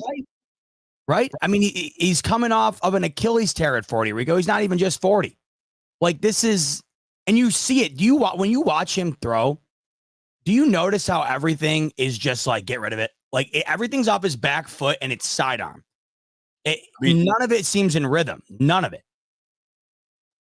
I mean, I wonder if it has anything to do with the way that he was hit last year. He thought he had more time. I mean, his offensive line is not as great anyway as well. So he's having to get rid of the ball. So, I mean, it's tough. And here's a stat for you. The highest pressuring team in the league defensively are the Jets. The last 2 games, The Bills have been pressured like crazy, and they've made Josh Allen run for his life to the point where now people are questioning he got concussed because he was on his way out of the pocket trying to deliver a pass. So this is going to be the fact that it's a division game, the fact that we're going up against a 40-year-old quarterback that he's still trying to prove that he still got it. But when Father Time says, bro, hang it up. His best chance was last year. But then that got robbed from him. So now you're trying to catch up. It's like Von Miller. You're trying to catch up and try to play. And bro, time is not on your hands at this point. So like, are we getting the best version of Aaron Rodgers? Heck no, we're not. Is he washed? Ooh, it's gonna be. He's cooked, bro. He's cooked. My man Arrowhead said, "Yo, exactly, Rico. Bills coaching staff will outcoach the Jets, and I think that's what's gonna happen. Personally, got money on the Bills. Allen rushing TD hasn't had one since week one. He's due. I mean, we'll see how it all shakes out. So let's move on to another topic here because unless you want to stick on this one because no, let's move on. Before we do though, however, should we give a big shout out to our friends over at Underdog? 100%. So as we're talking about all this, you might want to take advantage of the things we're talking about over on Underdog because as we are talking about, the defenses involved here and the rushing offenses involved here, when we're talking about stuff like that, you can't help but wonder, are the Bills going to be able to stop the run? Are the Jets going to be able to get the run going? And however you feel on that, am I going to go above or below the projection of what these two teams are supposed to do? And the beauty of that is if you're thinking that way, you can put those thoughts to the test over at Underdog. Over at Underdog right now, amazing promo code we have going on for you. And it's in the link in the description below. You just have to click the link and you use the promo code BMafia. And Underdog will give you a free pick to use on your first cash pick'em entry, plus up to $1,000 in bonus cash when you deposit. Over 1 million fans across 33 states got in the game last year by making picks on Underdog. And you can win up to 1,000 times your money just by choosing higher or lower on your favorite players' stats, touchdowns, passing yards, and more. So if you think the Bills defense is going to be able to prove that this Jets offense can't run the ball, you might want to go lower on Breece Hall's rushing. If you think Aaron Rodgers is indeed washed, like we're talking about, you might want to go lower on Aaron Rodgers totals. And if you think Josh Allen's going to bounce back from maybe the worst game in his career, you might want to go over, or you might want to go above, rather, on Josh Allen's numbers, whether it be his touchdowns, his yards, or whatever. All of those options are on Underdog as you put together your team in hopes of winning up to 1,000 times your money by choosing those higher or lowers on your favorite players. Making picks on Underdog, it's very straightforward, and signing up is even easier. Like I mentioned, the link's in the description below. Just head over to Underdog's simple-to-use mobile app or UnderdogFantasy.com. Sign up with the promo code BMafia, and Underdog will give you a free pick to use on your first cash pick'em entry, plus up to $1,000 in bonus cash when you deposit. That's Underdog Fantasy, promo code BMafia to claim your new customer special of a free pick and your deposit offer. Must be 18 plus, 19 plus in Alabama and Nebraska, 19 plus in Colorado for some games, 21 plus in Massachusetts and Arizona, and present in a state where Underdog Fantasy operates. Terms apply, void in Colorado. Concerned with your play, call 1-800-GAMBLER or visit www.ncpgambling.org. Arizona, call 1-800-NEXT-STEP or text NEXT STEP to 53342. New York, call the 24/7 Hope line at 1-877-8-HOPE-NY or text HOPE-NY at 467-369. I'll ask you this, Rico, in terms of going higher and lower on Underdog right now, would you take the higher on Breece Hall or would you take the lower? And just the way you see this, do you think that the Jets offense, in terms of the way they've been running the ball, is it going to be the worst rushing offense in the league we see Monday night? Or are we going to see that bottom barrel Bills defense that we've seen in the run? They're going to establish themselves. They got Braden Allen. They got Breece Hall. They saw what Derrick Henry was able to do to us. They saw what James Conner was able to do to us. They've seen it, right? Even the backup running back for the Texans was able to do some work, catching the ball out of the backfield, running inside and outside. Like, we have not been good stopping the run. and they know it. It's on film. It's evident. They can push us around. So hopefully their O-line holds up. Breece Hall, give me the higher on Breece Hall. Whatever the heck his numbers are, higher, right? So if we can come out and do what we're supposed to do defensively, I'm on that. But you guys already know I'm a big Breece Hall fan. But right now, he ain't playing well. He ain't playing well. That offense is garbage. But Todd Downing hopefully turns things around, and there's a new identity for them. But McDermott, I trust McDermott. Like I said to my man Arrowhead, I trust McDermott's coaching staff over what these boys are doing out there in New Jersey. Give me those right off the bat. So right before we went on to talk about it, about the coaching staff and the Jets and the Bills, we still have a void right now. And last show, and I would really wanted you to be part of this show last show. And my question was about Brandon Beane. And if Brandon Beane failed Josh Allen. And by that, I ask you, do you feel he's failed him? And the reason I put that out there because we moved on from Diggs. We moved on from Gabe Davis. We moved on from Mitch Morse. So those are three important pieces on this offense that you now gave away. I get it. Two of these guys, you weren't probably going to bring them back anyway. Mitch Morse is he's older, is a vet guy. Gabe Davis, you knew he was going to take off. His price tag was way too high. And Stephon Diggs wanted out. He forced himself out of Buffalo. So you had no choice in that matter. But the others, you made decisions. But you never replaced them. So now we're 3-2. Did Brandon Beane put too much trust in Josh Allen's ability and say, you got this? Or did he fail him by not giving up and giving him the pieces he needs to succeed, the tools he needs to succeed in this league? Let's talk about how Brandon Beane came to the idea of going into the year the way that he did. They look at last season. Joe Brady takes over. He loses 2 total games since taking over, both by 3 points. He loses 1 regular season game. Throughout that time span, Stephon Diggs was not involved in the offense at all, and Gabe Davis was not playing well at all.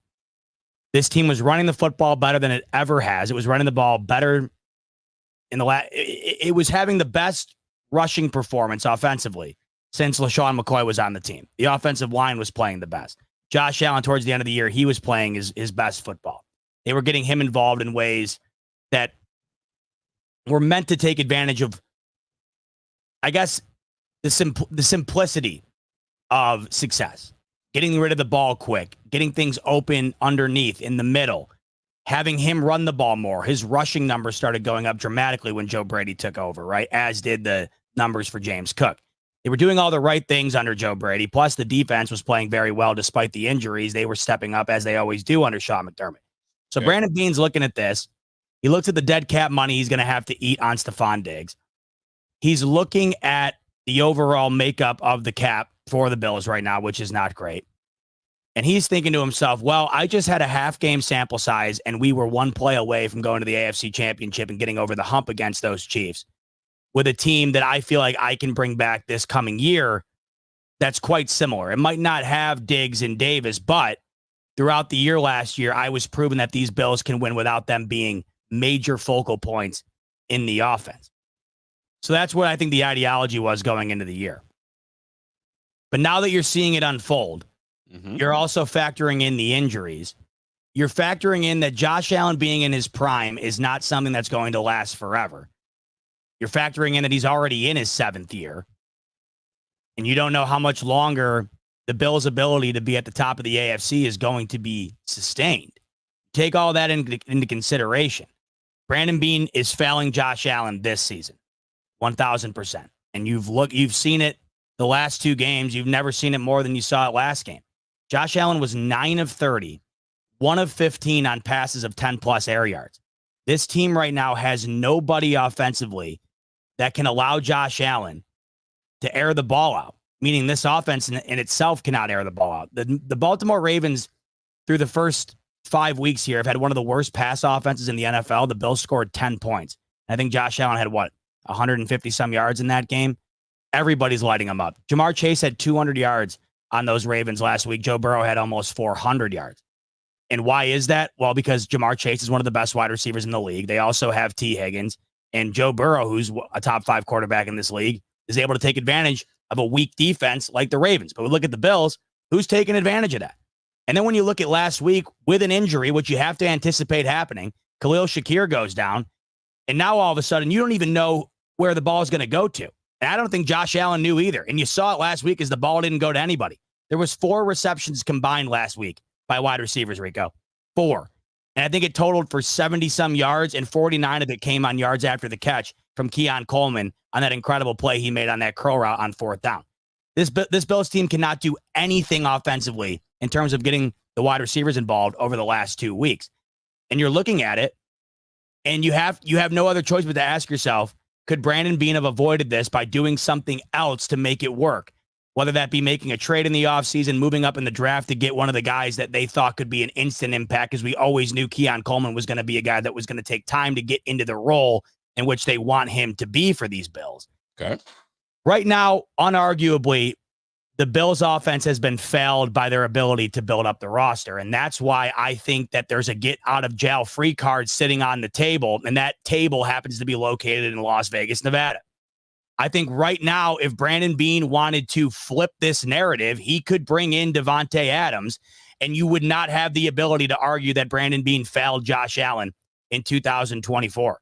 You would be able to say Brandon Beane made a move that might have been out of their price range, might have been out of the, ability to do in a way that you think is safe in terms of strapping up not only assets in the cap, but also in the draft.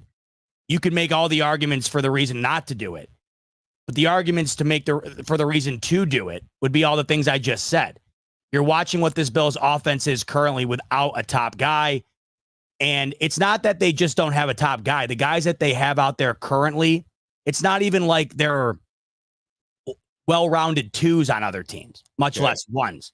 Right now, it's just a collection of guys. You take a shot on Curtis Samuel.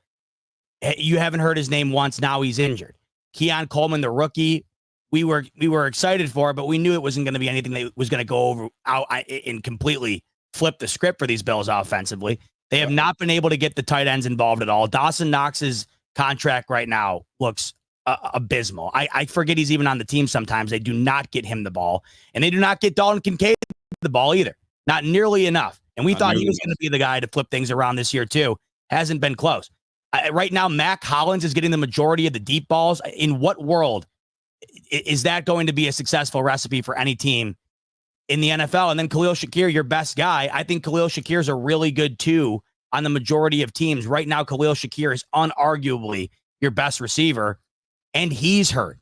The offensive line isn't playing as well as they were last year, the last couple of weeks here.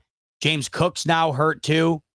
So you factor in what they brought in. You factor in knowing that if any guy goes down, it gets dramatically worse, and you're seeing that. You saw it last week without Shakir, and you're probably going to see it in the run game without Cook this week. The answer is yes. Right now, Brandon Beane is failing Josh Allen and the Buffalo Bills. The question is, Rico, will he take the extra credit and flip the failing grade into a passing grade? And I think the extra credit right now is Devonte Adams or another receiver in general. I don't know how the Bills can sit on their thumb going into the bye week without bringing in at least another guy, whether that's an Amari Cooper or, the list of names out there that I've heard. I know Devonte Adams, he's the crown jewel, and it might not be able to happen simply because it just can't happen. Something has to happen. And I think that the ball's in Brandon Beane's court. What's he going to do with it? How do you feel about it? I think Brandon Beane's in a lose-lose situation. He's in a lose-lose-win situation. Let me see if I can put it together here. He's in a lose situation because he failed Josh Allen this offseason. He thought he put enough pieces together that were going to be good enough to compete and help Josh Allen. The Bills right now, 6 weeks in, going into week 6, they're 3-2. Their last 2 games offensively look putrid. Receivers are not helping. It's clear. It's evident. Bills fans are talking about it. It's on paper. It's on film, for crying out loud. Okay? There's your first lose. It's a lose that now he has to go trade for somebody. So now you've admitted that you failed Josh Allen, and now you're trying to fix or mitigate your issue. The win is who he decides to bring for Josh. He's admitted that he's failed him. Now that he's looking around to find someone, he's got to fix that problem. And now you can turn things around if you get the right piece. That's the biggest piece. So is Devonte the piece the Bills need? He's built for the job. He garners the attention. He's a top 10 receiver in this game. Statistically, he's not proven it now because he had no one to throw it to him, and he's been bothered by a hamstring until he gets traded, right? But Brandon Beane, you had an ability to double dip in the draft to at least give your quarterback some help. Adonai Mitchell was right there for the picking. Size, speed, forget about the attitude thing, right? All that was there. But that's neither here nor there. Right now, you have Mac Hollins that you said running deep routes. He's your deep threat.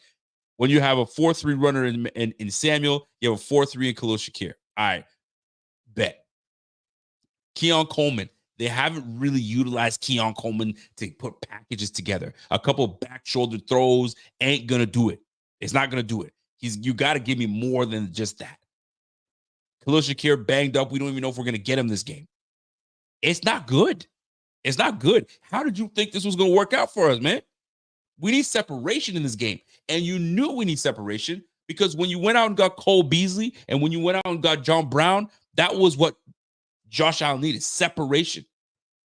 And then you bring these guys that can't even stay healthy, not getting separation, bro. Hey, it's looking right now that you failed Josh Allen, but you have a glimmer to right your wrongs.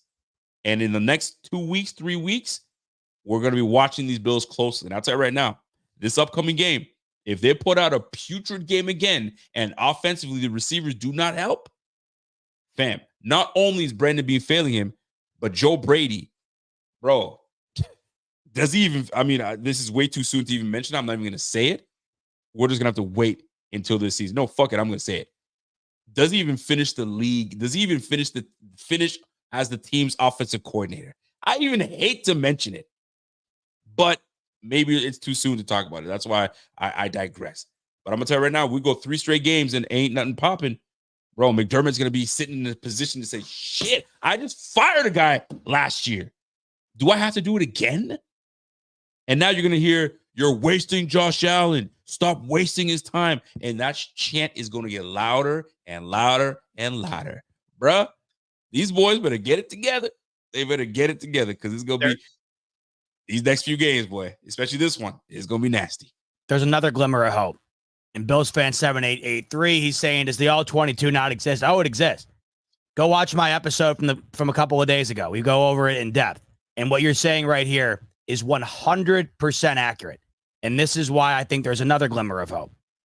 I think both things can be true at once here, Bills fan 7883. I always love addressing people with the numbers in it, by the way. It always feels like I'm talking to a robot. Bills fan 7883. I will address you by saying this. Brandon Beane failed Josh Allen in the sense that what is surrounding Josh Allen right now, it is unarguably bottom third of the league. And I think that might be putting it kindly. It's unarguable, the talent surrounding him right now. With that said, last week, and we went over this in depth on the show, multiple opportunities for Josh Allen to make the simple read and perhaps win that football game. He's been doing that far more consistently than he ever had been in his career, and that's what was so impressive to me about what Joe Brady was able to do coming in. It felt like he was able to get that out of Josh Allen, felt like he was getting the offense set up for Josh Allen to succeed in that manner. That's why they were winning football games. Last week, I came around on it. It was far more on Josh Allen than I realized, and I thought it was certainly on Josh Allen to a high extent last week, more so than I realized. If Josh Allen would have hit Dalton Kincaid on that throw instead of going to Cook where he got hurt, could be a different ballgame. If you were to hit Dalton Kincaid instead of throwing that long, deep shot, terrible decision throw to Mac Hollins down the sideline late in that game on their final drive, could have been a different football game. both things can be 100% true. Josh Allen has to play better. They also need better guys surrounding him. And I look at it like this. Josh Allen, the way it's currently set up, this is the problem. And this is where both things kind of blend together. Guys are going to have bad games. The way the Bills are set up right now, Josh Allen cannot play any less than an A- football game for these Bills to be even remotely competent offensively. If Josh Allen does not play at an MVP caliber on a nightly basis, this offense is going to look like it looked the past 2 weeks. And last week, Josh Allen had a bad game. All quarterbacks do, but it was beyond bad. It was far worse than I think he even got talked about this past week. It was really bad, really bad.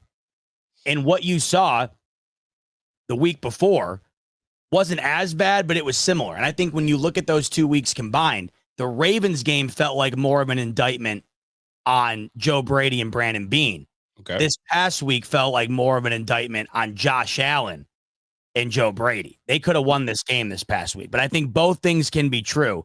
Josh Allen would immediately be better if there was better around him, but Josh Allen also needs to be better. They're never going to win a game like the way he played last week. And if he plays like that against the Jets, there's just no way I can see them beating really anybody other than maybe, the Panthers and the Browns. I don't know how you can win football games like that. So Josh Allen unequivocally has to be better, but I think at the same time, it's got to be better around him. And I think that to me is something that can be achieved coming up here. The question is Beane going to do it, and who's he going to do it with? Well, we got a couple weeks, maybe a few weeks before we know something. I know the Raiders were wanting to get rid of or move on from Devonte. I mean, within 48 to 72 hours. So does something happen this week? Who knows, right? Josh, JR, what's up, JR? JR comes and says, what up, fellas? Still possible for us to get Devonte Adams from the Raiders? Are the Raiders going to take a lot of the remaining salary? Cooper would be cheap, option 2.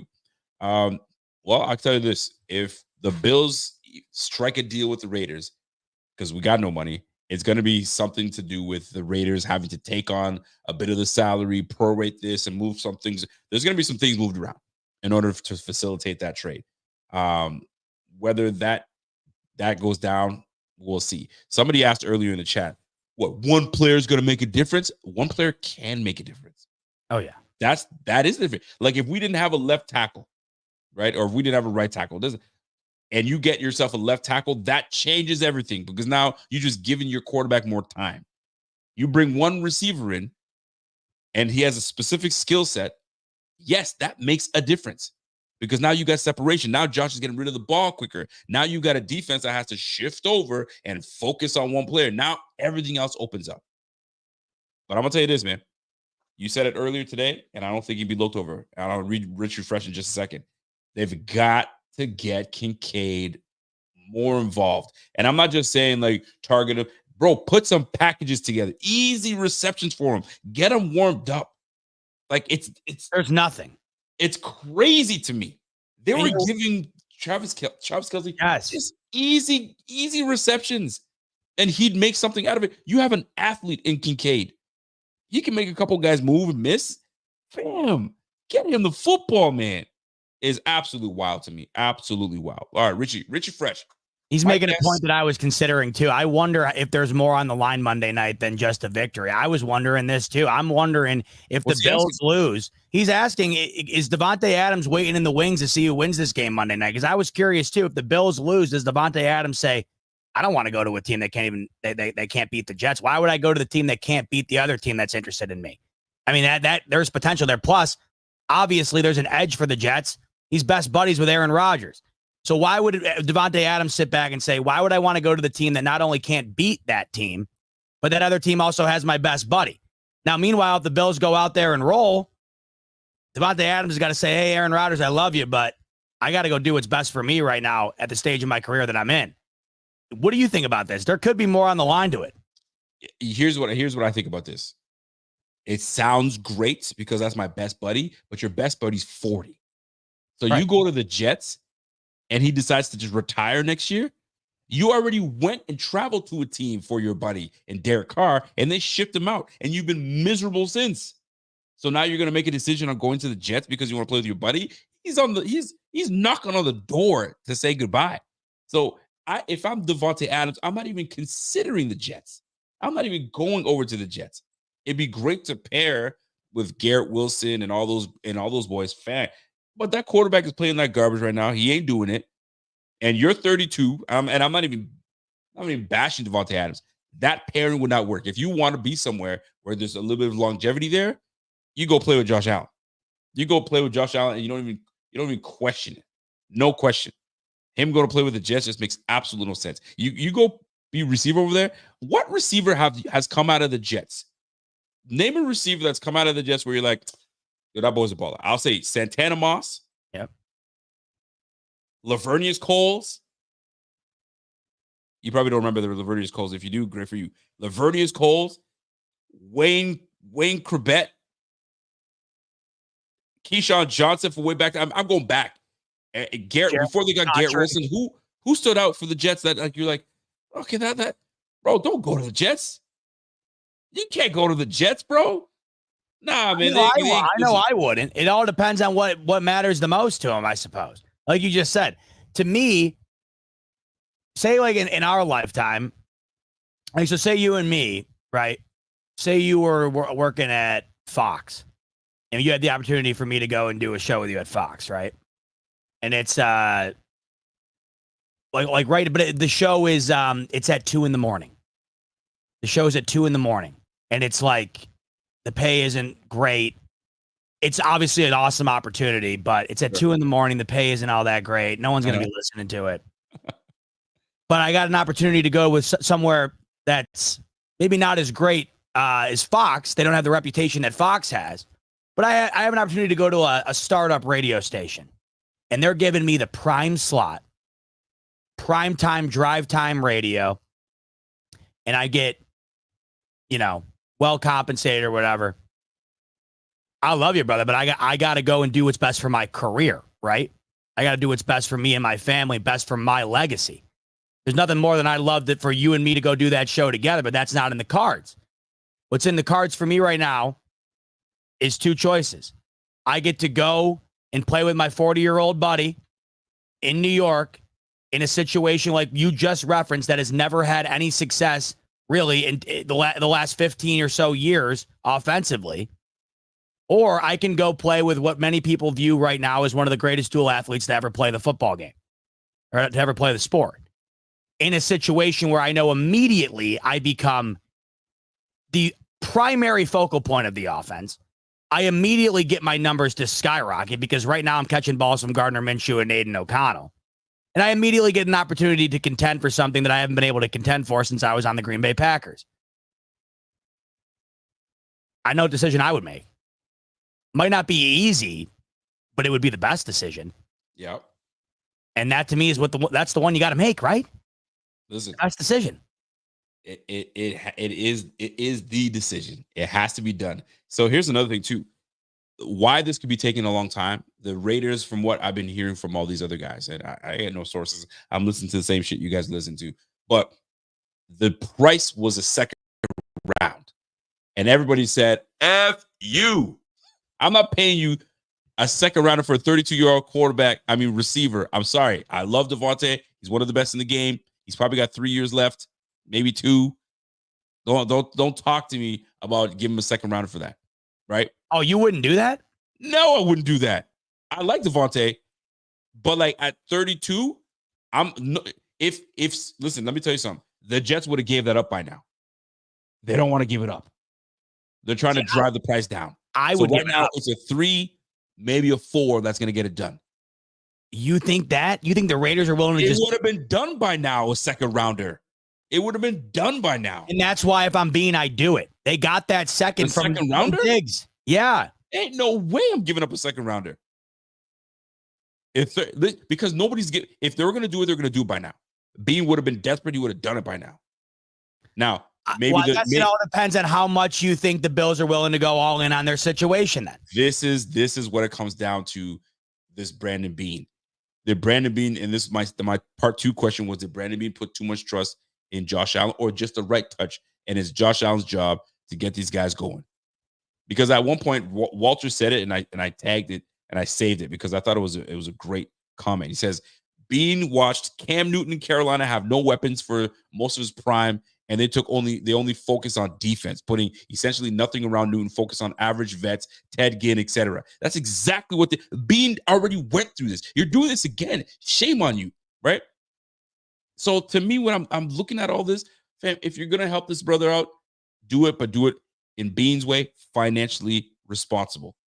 Third will probably get the job done. But don't you think right that now, with the fact that they have 2 second rounders, it might be a little easier to justify it? Of course it would be. But why would I give that up? I'm not giving that up. For all the reasons we just talked about. So you acquired that by giving up on Stephon Diggs because you wanted out. But they didn't want to give up on Diggs. I know they didn't give up on Diggs. I know they didn't. But now you've got equity. You got draft equity. So like, I'm not giving that up. That's high premium equity. So you're telling me you'd rather have the equity than Devonte Adams on this football team right now? It sounds like that's what I'm saying. I'm just saying, if I'm a GM, I got to play this smart. Because if something would have happened by now. So right now, it looks like it might be a 3. And if I'm in conversation with these guys, I have an idea what they want. I have an idea. I'm still trying to work shit out with them at the end of the day. So I mean, listen, it sounds great to just give up a second, but like, fam, next year you're gonna be like, yo, we gave up a second for Devonte. Like, you know how people are. You feel me? So I think I would sit there and say, I would say to those that would, if they say it doesn't work out, I would say, because you know how we just had a conversation about did they fail Josh Allen? Yep. You couldn't sit there and say that. If Beane went and gave up the second to try and get Devonte Adams and it just didn't work out, you couldn't sit and say they didn't try to make it work. And that to me is worth it. If I have to give up a second in the middle of Josh Allen's prime in a winnable AFC East and in a situation where I know I'm probably not going to be able to win this year without him, or at least not have nearly as good of a chance without him, I don't know, man. To me, that's a no-brainer, especially when you already have 2 seconds. And maybe you'd think about it a bit more if you only had the 1, but you have 2. So that second round that we have, who is it from? Minnesota. He said it's from Minnesota. It's not going to be a great pick. So my man said, yo, bro, calling his second round pick of the 5-0 Vikings high value. Right now, it would be a 3rd round pick, essentially. So based on and this is how it all plays out. Based on what the Vikings do, maybe this is one of those situations where and that's why listen, I'm looking at the second round as, to me, Beane likes to move. He likes to move. He likes to do things, right? We might have a player that we love in the first round, couple those things up and move to get something that's a difference maker. Who knows? We're speculating here at this point. But really and truly, the Vikings being 5-0 right now, it does sound a little better, because at first, second round pick for Devonte Adams would sound wild until you realize, wait a minute, it's the Vikings. So that second round pick is going to be a late round 30. I mean, who knows? Who knows where you don't know how these are going to play out. But it is a fair point. It is a fair point to bring that up. My man said, Real King said, his second is nothing. It's never nothing, man. That's why these guys covet these picks. If it was nothing, these guys would be just giving them away like nothing. No, it's definitely not nothing, because right now your second round picks have you James Cook and Keon Coleman, right? It's not nothing. But Devonte Adams ain't nothing either.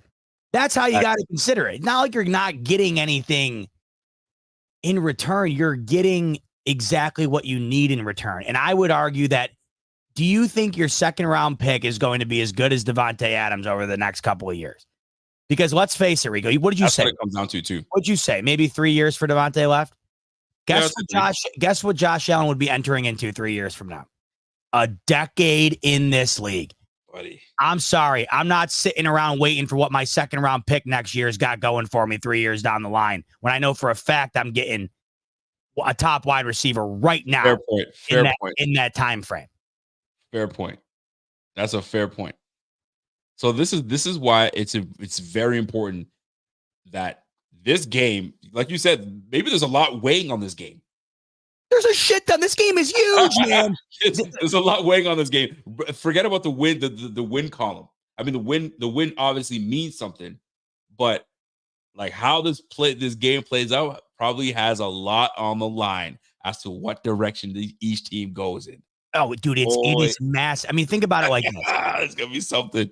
If the Jets win, then everybody in New York can be happy. Yeah, we told you it was Saleh all along, man. He was always the problem. You're gonna have everybody on the money.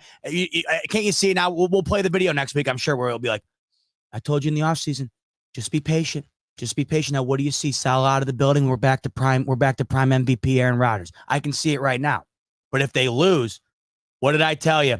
Never should have fired Saleh this early. You never see that happen this early in the season. The defense has been playing well. And we talked about this off camera, and I want to talk about it on camera because this is an interesting point to me. Initially, right when you hear about the firing, everybody who knows the league knows the immediate thought you have, if you're a Bills fan in this situation, and you're facing a team that just made a firing or a quarterback switch or whatever, you're thinking of the dead cat bounce. And that's immediately what I thought. But the dead cat bounce usually comes when the team wants the guy gone. I don't think the majority of this Jets organization wanted Robert Saleh gone.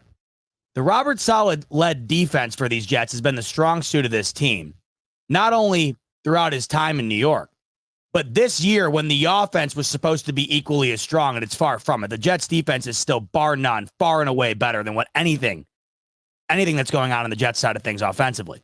Right. And then you fire him off a game where Aaron Rodgers throws 3 picks and your defense completely shuts down the Vikings in the second half and allows you the opportunity to win the football game. That defense, I would imagine, Rico, probably loves Robert Saleh because of how much they've been set up for success and how well that team's been built to be successful on defense. I don't know if they're going to get that dead cat bounce. I wonder if there's more turmoil caused within the locker room because of the firing than there is less because of the firing. I wonder if these guys are sitting there saying, man, not only can we not catch a break on the field, but we can't even keep our guy around that we, had our trust in terms of how our success was going to be played out on the football field defensively. Now, I will say, from a head coach perspective, Robert Saleh wasn't the answer. But I don't think firing him after week 5 was the answer either. And I got a feeling a lot of guys in the locker room feel the same way. I hate that fire. That's not cool. I mean, if you're going to let me go, let me at least address my guys. Give me that dignity to at least address my guys with some respect. And I can walk out, grab my cardboard box, put all my belongings in, and make that walk of shame. But instead, I had a walk of shame with officers right behind me escorting me out of the building. Fam, give me some respect at least. But that's how they treated this brother. You treat him like that? You had no love for this guy. You probably wanted to move on from last year, but you said Aaron Rodgers come back. Let's see what you do with Aaron Rodgers. I understand the premise behind it. The premise behind the firing is, bro, this season is still young. Clearly, you've lost this team. It's clearly what they saw. We need this team to be galvanized back into playing form. So you gotta go. But if you're gonna fire me with some class. I mean, is there such a fire with class? I don't know if there is. I just don't understand how you don't allow a guy to address the team. I think that's ridiculous. At least the least you could do is let me talk to my team, for crying out loud. Nah, you got to go now. Now the debate was owner gets involved. So how annoying is it? I have to say, I appreciate Pagula for this. You don't ever hear Pagula get involved in anything football operations. He lets Brandon Beane and McDermott do their thing. You don't hear him Jerry Jonesing shit.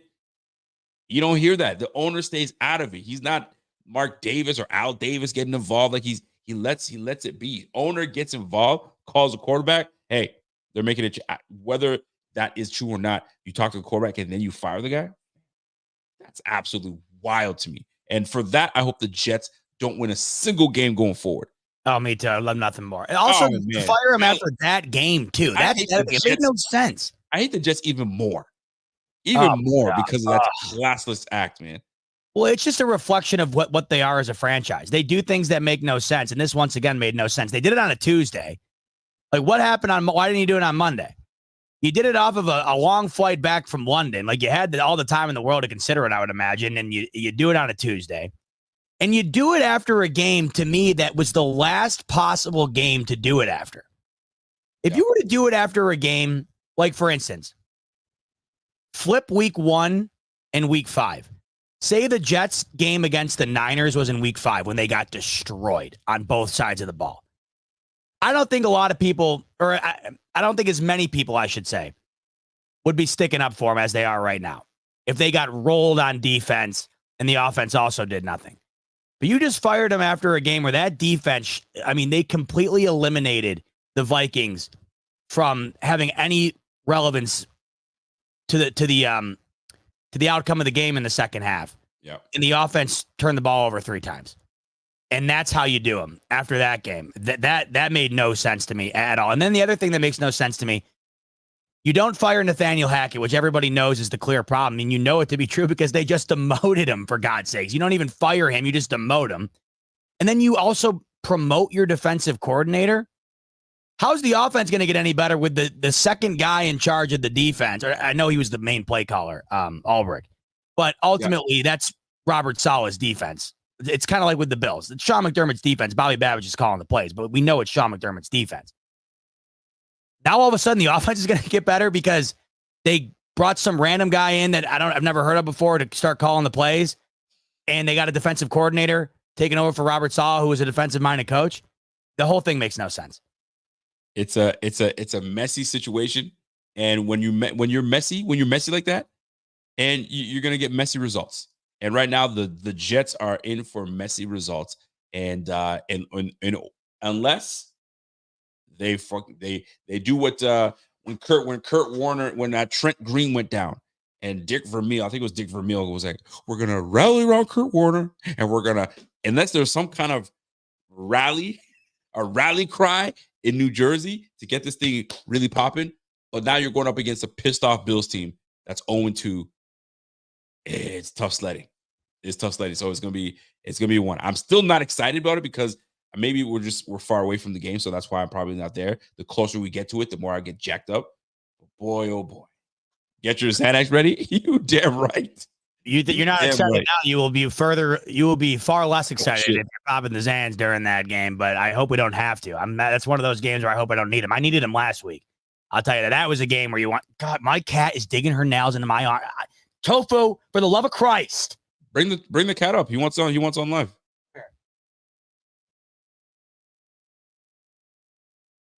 Can you imagine? Bought a cat lover. Look at that. Look at him holding a cat.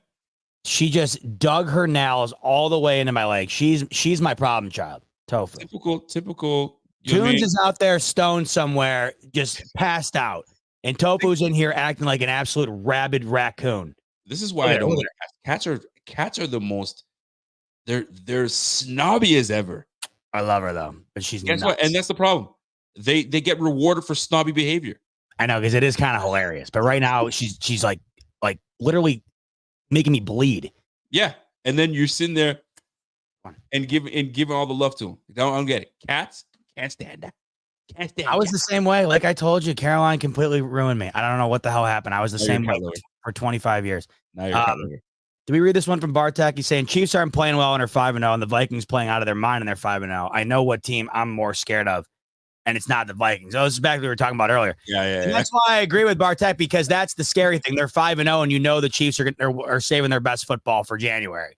Yeah, and but that's why I hate the Chiefs so much. Easily be 3-2. Knock it off, Bartek. You know you're my boy. But the thing is, even if they were 3-2, you still know what the inevitable outcome is going to be. They're going to play their best football in January, and that's what. That's a fact. That's signified. Signified knows. Says what bothers me is that Pat is the fave for MVP, but his stats are ass. And this is so true. I don't get it.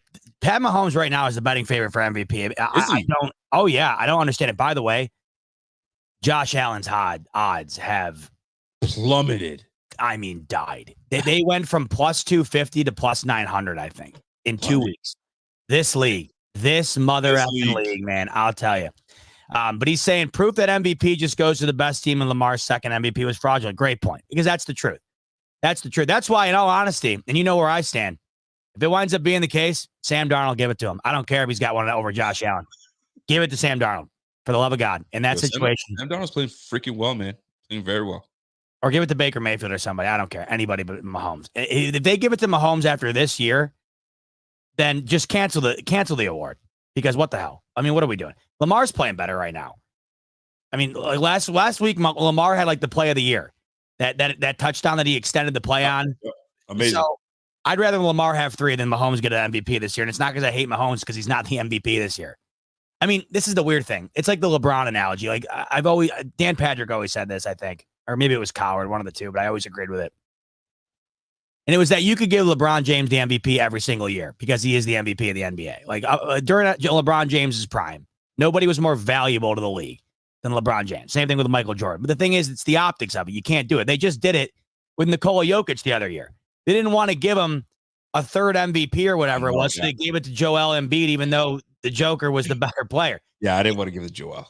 It's all politics. It's all BS.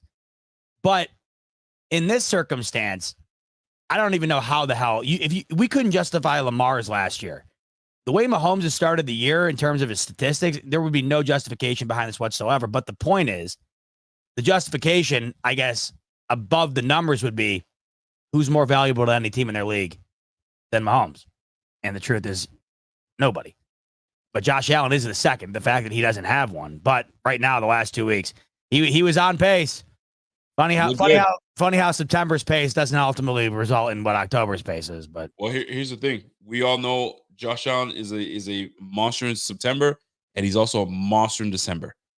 So that's true. These are the moments that Josh has his struggles, and then he picks it back up late in December, January. So at the end of the day, that's what matters. You read this one, right, from Josh about Devonte Adams? Yep. Yeah, we got to that one.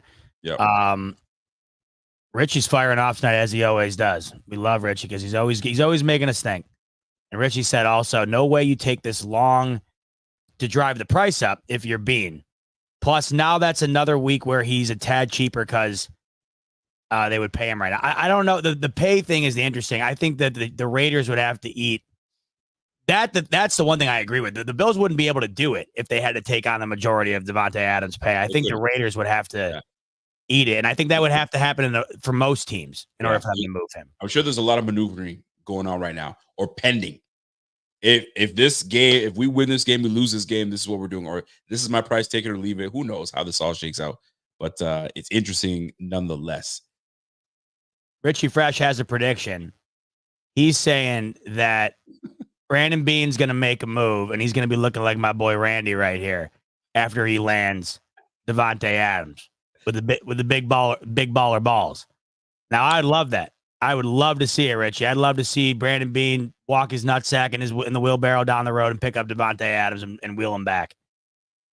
Are you going absolutely berserk if the trade does go down? Or do you hold reservation before you go berserk? No, you need to see absolute lunacy. I'll be live immediately. I don't care where I am. Lunacy. I'm going nuts. Call it now. I will tweak and freak. I still remember as I'm sure you do, like where I was when Von Miller went down, because I wasn't home and I couldn't do anything. I couldn't go live or anything. I was out at dinner with Caroline. And I was losing it. And this to me would be more significant because the Von Miller signing felt like a luxury. Even though they did need an additional edge rusher, it felt like in order to do what they wanted to do was, which was to get to Mahomes and try to add more defensively to shut them down offensively. And ironically enough, the Chiefs' offense has gone the opposite direction, but their defense has become the best in the league, which is hilarious. And we know how the Von Miller contract has looked. But at the time, it was huge. And I think right now I would feel almost twice as elated about this than I would with the Von Miller situation. I would go nuts. Would you? Or would you be like, The fan in me would want to go nuts, but I'm more of a show me what's up. Like Jenna gets mad at me. Like if there's something that's super exciting that's happening, and like let's just say we won a trip, we freaking $20,000, we won something, and we're going on a trip, and we know 100% we're going on a trip. I won't get excited until I step foot on soil. I'm here, okay, we're good, because like you can get excited. Like for instance, we were gonna get J.D. McKissick. I think it was J.D. McKissick. Was it J.D. McKissick? J.D. McKissick was supposed to get to the Bills. You can't get excited because he was like, F y'all, I ain't showing up. So you got a parade ready to go and he never shows up. You're like, fam, why'd I get myself excited for? So that was so weird. Remember that? That was weird. Very weird. Richie's Anyway. also saying, don't we hit in the 4th and 5th usually? Get Adams. Oh, in the draft? In the draft, yeah. yeah, I mean, we do defensively. historically do well late round picks. So I mean, and that Vikings would be the one they gave up. So I mean, shoot, or the Bills, who knows? Whichever one does well. Zach of all trades. The only way we get Devonte is if Mark Davis eats money. He will not. It's a good point because Mark Davis is one of the it's weird to say poorer owners when you're a billionaire, but it's the truth. He is one of the poorer owners, and he does not like to eat money. And this is a fair point. It is probably a significant reason as to why this move hasn't been made yet.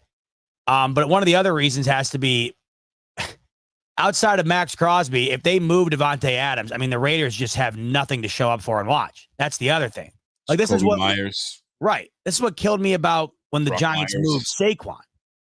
Not only are you moving your best player, you're moving your most marketable player. Max Crosby, I think, is probably their most marketable player, and I love Max Crosby. I'd almost want Max Crosby more than I. You're not a fan? Big fan. Oh, I got a question for you. Yeah, I got a question for you before because this is a perfect way to end the show. Because I was thinking of this the other day because of Max Crosby himself, and I was like, if I could wear, because I like having different jerseys of different individuals around the league, but it's hard to do that and put that on and have a Bills show and I got a Raiders jersey on. You know what I mean? It'd just be odd. It'd be odd. But I also wouldn't care because I'm a fan of the sport. So I like certain players.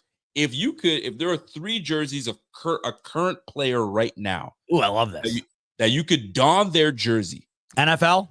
Okay. NFL, and nobody's gonna give you shit. You're allowed to wear this. You could do it whatever you want. Wear it on the podcast. 3 players in this league that, without a shadow of doubt, you'd be like, give me that guy's jersey, give me that guy's jersey, give me that guy's jersey. It's a really tough question. Take some time to think about it. Dude, by the way, Nick has been on a heater. Once a day, he's making me die laughing. Dude, Nick called me the other day. I had to blast him for it. Do you see the picture he put up of you and me where you're like the detective guy and I'm the little chubby kid or whatever that he put up the other day? It was dying. I missed it. I didn't see it. I think you saw it because you commented on it. I think you did. I don't remember. Did I? Maybe I did. But the other day I posted something and he just posted a screenshot of me with my hands or my head in my hands. That was like his response to it. And it just perfect. Killed me. This is a great question, dude. I love this. I actually have not thought about this. I love this question. Yes, you get 3 players in this league. Okay. You could don their jersey. First, Max Crosby is one. I love that Max Crosby. Let me hear yours first. So this is all cuff of the head because I thought about it and I just stopped at Max Crosby. Yes. So Max Crosby is one for sure. Love that jersey. If I were to rock another player's jersey currently in the league right now, I gotta think offense, defense, NFC. I mean, what squad? I'm not effing with anybody. I know one that I want right now. Who? I want the throwback Seattle Seahawks uniform they wore last night, DK Metcalf. That's one of mine.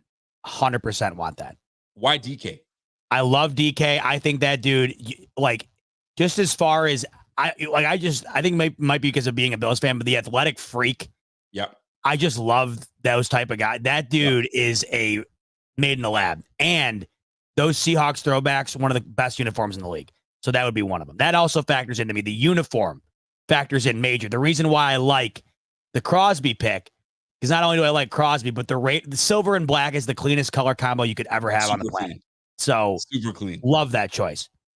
But DK's that's my one. All right, what's your next choice? Okay, so if it's so I got Crosby, so you have DK. I'm thinking I might go NFC. Okay. I might go NFC. So I'm a running back guy. So King Henry would have been one of them. Mm-hmm. I like King Henry. I'm a fan. But give me Josh Jacobs. Josh Jacobs in a Green Bay. I would rock that. I'm a fan of Jacobs. Okay. If I could go back, it'd be Le'Veon Bell.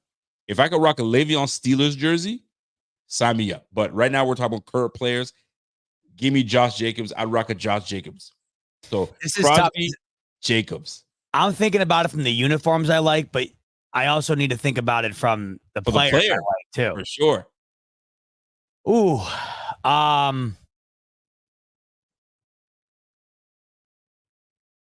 Let me give you one just because of how hot this player is right now. Okay. Just because of how hot this player is right now, and the uniforms are pretty freaking clean. Yo, give me Jane Daniels. Jane Daniels right now. I cannot wait to watch them play the Ravens on Sunday. Bro, that guy is absolutely killing the game right now. Killing the game. So give me and my list will probably change later on because I'm thinking the top of the head right now. So Max Crosby, Josh Jacobs, Jane Daniels. Give me a TJ Watt. Ooh, that's a nice one. Give me TJ Watt. He is sick, bro. I think he is the most valuable non-quarterback in the entire football league. Incredible talent. Plus, the Steelers have probably the most iconic uniform in the sport. You can rock the winners. Like them, the Packers and the Cowboys have the most iconic uniforms in the sport. So you kind of tick two boxes there. So DK, yep, and Watt. It's a tough one. I'm putting you on the spot here. Would you go Pat Mahomes? Oh my God. I'd rather walk out on the street ass naked for the rest of my life than ever be seen in a Patrick Mahomes jersey. Pat Mahomes. I'll tell you, this is funny. We're talking about this. You want to hear a funny story? We're in Abercrombie the other day.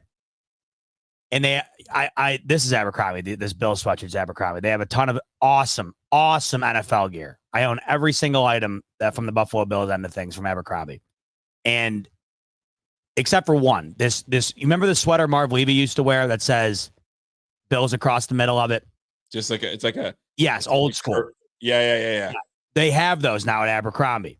I don't own that one yet because I don't know how much I'd wear it because it's kind of like a more formal looking sweater. Scott, I already have one.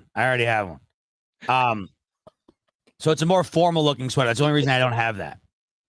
But we're at Abercrombie the other day, and Caroline didn't know they had this stuff, and they had it. But it was a Jets one. And she said, why don't you go ahead and try it on? And I looked at her. And she looked at me, and she goes, oh, yeah, never mind. She knew. And for her to know is pretty good because, dude, I refuse to even try it on. No way in hell. Go ahead and try even though it's the same exact sweater, it's just the other one would have the Bills logo on it. I go, no way. There's not a shot in hell I will put that on my body. There's not a chance. I got to pick a third one here, and it's why is it so hard? It's tough, man. Oh, I got one. Justin Jefferson, purple Justin Jefferson. I love the Vikings colors, and I love Justin. Do you? Oh, purple, dude, I think is one of the coolest colors out there. I love purple. It's a clean uniform. It is a clean uniform. I just love the color purple. The purple, I mean, it's all right. But Justin Jefferson, the fact that you have Jefferson on that, killer. Yes. So you got two receivers. Yeah, well, I feel like the receivers are like most jerseys you have. I feel like are either a quarterback or a receiver. I have so many Bills jerseys here, right? Like, dude, it is. I have Tre'Davious White, Diggs. When do you wear them? Never. That's the thing. I don't even know why I have them. This guy, I never wear them. I just have them. For what? Now I haven't bought one in years. The only one I have now is Allen and Caroline wears. I never wear it. So when I guess when you go to a Bills game, actually you probably don't even wear them at Bills games. I don't. Like I'm going Monday. I'm not wearing a jersey. Why wouldn't you? I don't know. I don't know. I never do. What are you, a Bills fan? You're not a Bills fan? What's going on? I wear Bills gear. I just don't wear a jersey. Wear the jersey. No. Why don't you want to wear the jersey? I feel like this is a Seinfeld episode where the guy was like, "Hey, why do you want not to want to wait a minute? Listen, wear the freaking jersey. Do you think you're too good for the jersey?" I thought of when you said that. It's the first thing. It's exactly what I was referencing. I was so glad you got it. First thing I thought of. Why does this guy not want? Because I don't want to wear the freaking ribbon. And they just chase his ass down. It's the funniest thing ever. No, but seriously, what do you? Do you feel you're too good to wear the jersey? Oh no! Can I be 100% straight? I don't think I look good in jerseys. Because of the material. But yet you can wear a Caitlin Clark jersey. Maybe you understand. You know I look good in that. hard not to look good in the Caitlin Clark cutoff.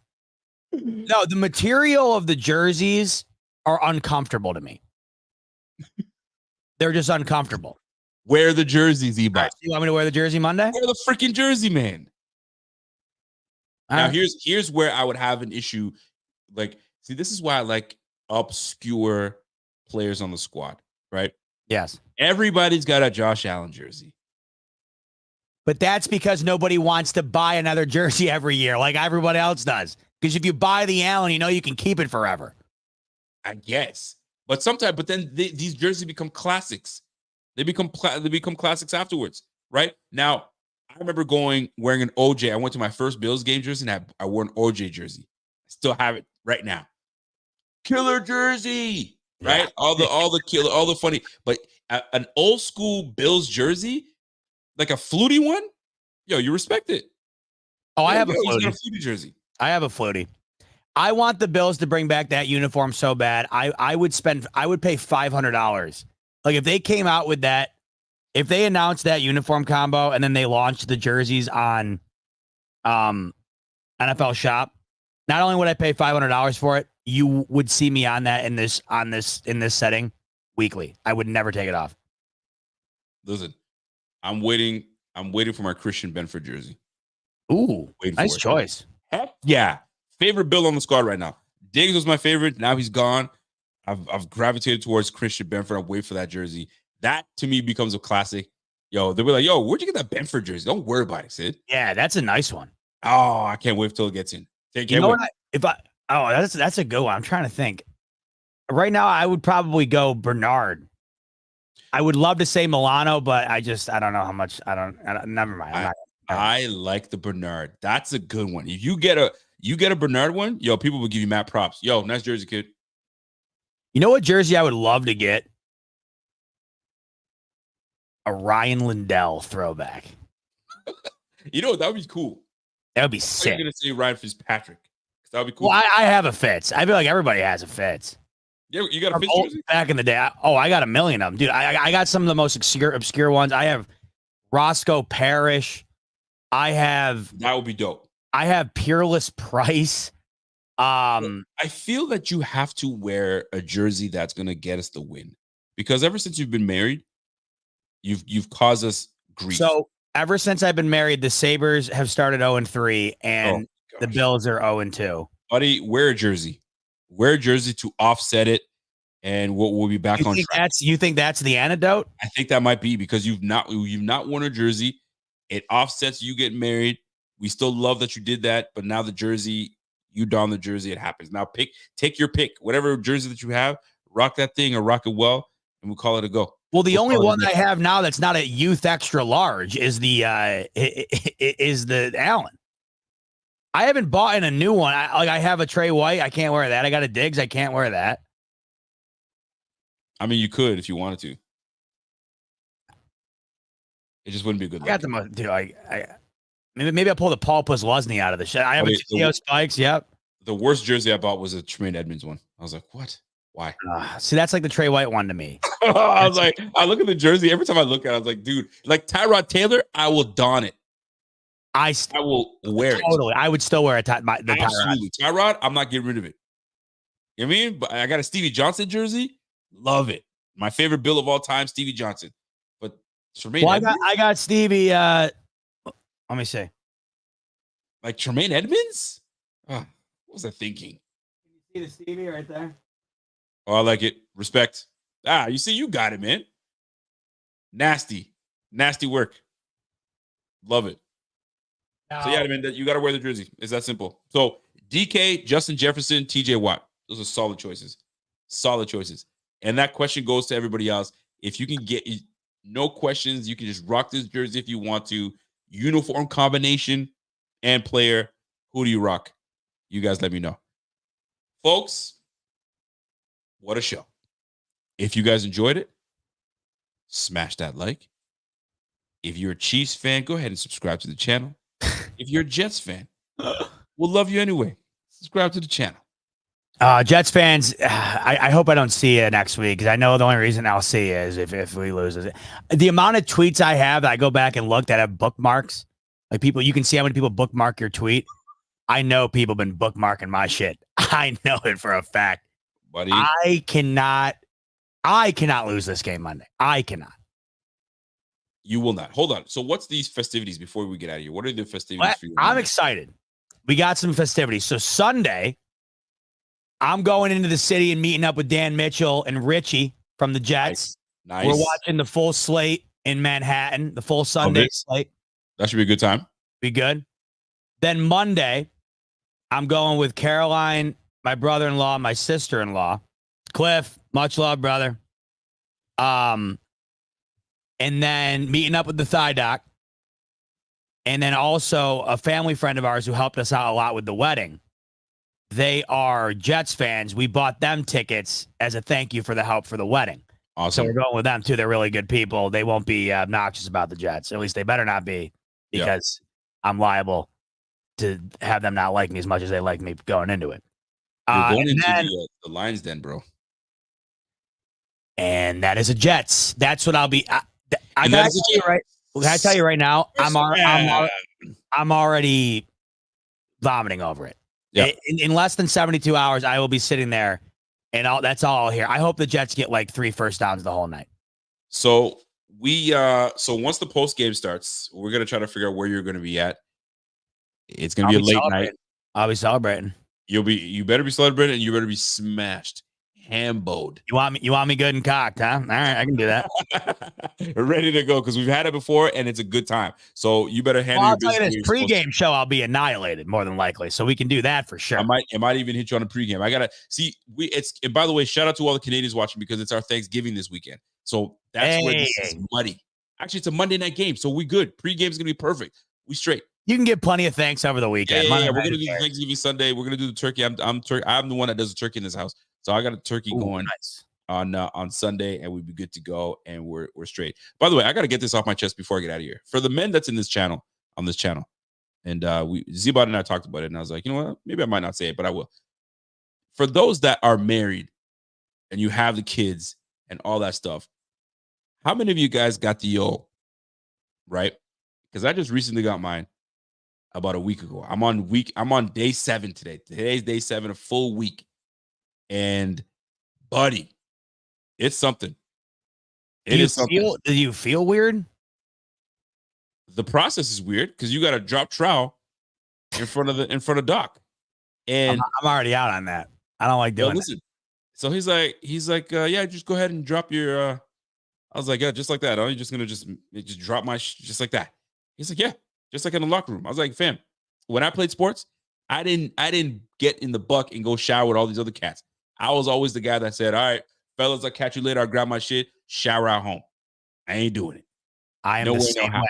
Same way. No way, no how. I'm not. It's usually the linemen that do it anyway. Linemen don't care. They walk in the thing, doing all this. Yo, we don't play that, man. Nope, I'm out. I wouldn't do it either. We don't play that. But anyway, so this boy says, yo, drop your shit, and away we go. So, and he's in there having a whole conversation with me. What it felt like, you ever watch Hot Wings? Yeah. And Hot Wings, buddy tries to have a conversation with you.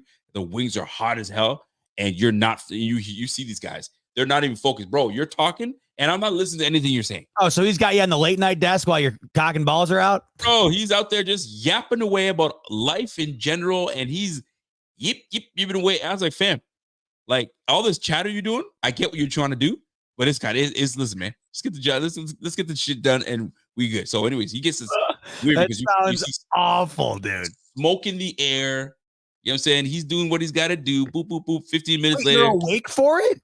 Yes, you're awake for it, bro. Oh my God, dude. I thought it was a whole thing. I thought you had to they don't put you to sleep. They don't put you to sleep. Yo, they numb you up. Oh, no. You're kidding me. Brother.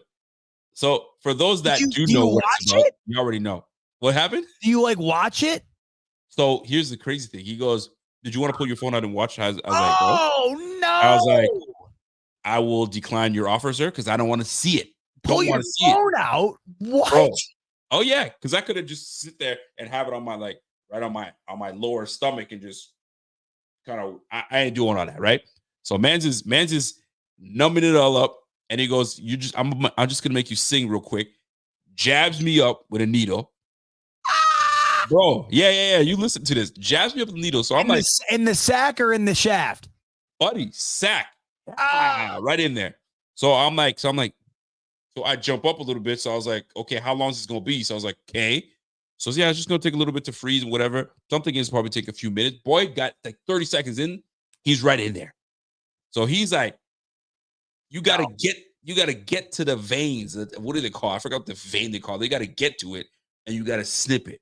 So you snip it, burn it, you cauterize both ends, and then you retract them, you let them go back in, right? So I was like, and he goes, yep, and this is it. This is what's going on. So I'm like, all right, so what's the deal? He's like, you can't lift shit for the first 3 days. Lift a thing. Cannot, because you'll disturb or you'll rupture, you'll do whatever. There it is. My man's got it. Randy, my guy Randy knows the vas deferens, right? So he gives me the tube. He goes, that's what the vein's called? The vas deferens. So he cuts me up, right? So he goes, oh, by the way, these are the two things that I get cut up. So he puts them in a jar. What? With water. So I was like, so what do you do with that? Like, why'd you put it in the jar? Why aren't you tossing it?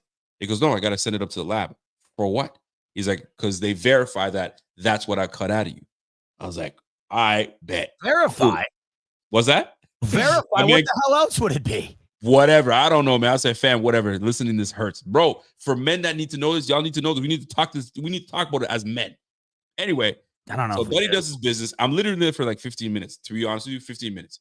Right? The most interesting thing about it, cringeworthy, make you want to puke, is as I'm like looking up, just kind of like making sure this thing goes away, right? He's doing his business. You feel like he's moving things around. You got to move that one up, move this one up. He's got it all exposed. Then you got to snip it, all that nonsense, right? So then he cauterizes both. You smell it first. Oh, and then no. you see the smoke go up. You're like, yo, it's happening. This is actually happening. So fast forward all of that stuff. So now he's like, all right, we're done. Just like that. Just like that. It was so like informal, like, all right, we're done. You didn't feel anything. You didn't feel anything. I didn't feel anything. Of course, I felt it. I felt the needle. I felt the needle go in, and then I felt the uncomfortable moving around. So once it's done, okay, he goes, so now you can't lift a thing. I was like, what do you mean I can't lift a thing? He's like, not even a thing. The most you can lift is probably a remote, a beer, no more than like 10 pounds. That's all I ever lift anyways. There you go, right? And 10 pounds is light. Like if you really you think about it, it's light. So like the things that you take for granted that you lift are heavier than you think, right?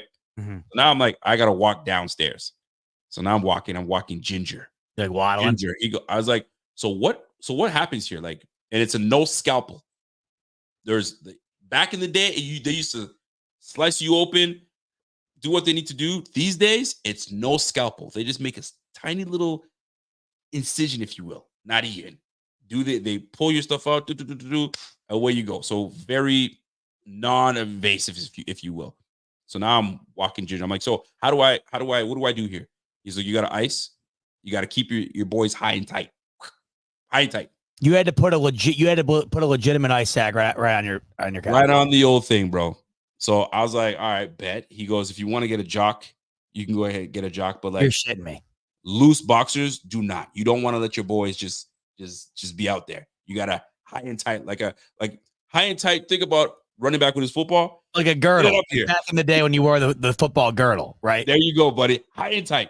Awful. So I'm walking down the stairs. I go get in the car. Wifey's like, "Are you okay?" She's all that. I was like, "Yeah, we good. Like right now, I think I'm all right."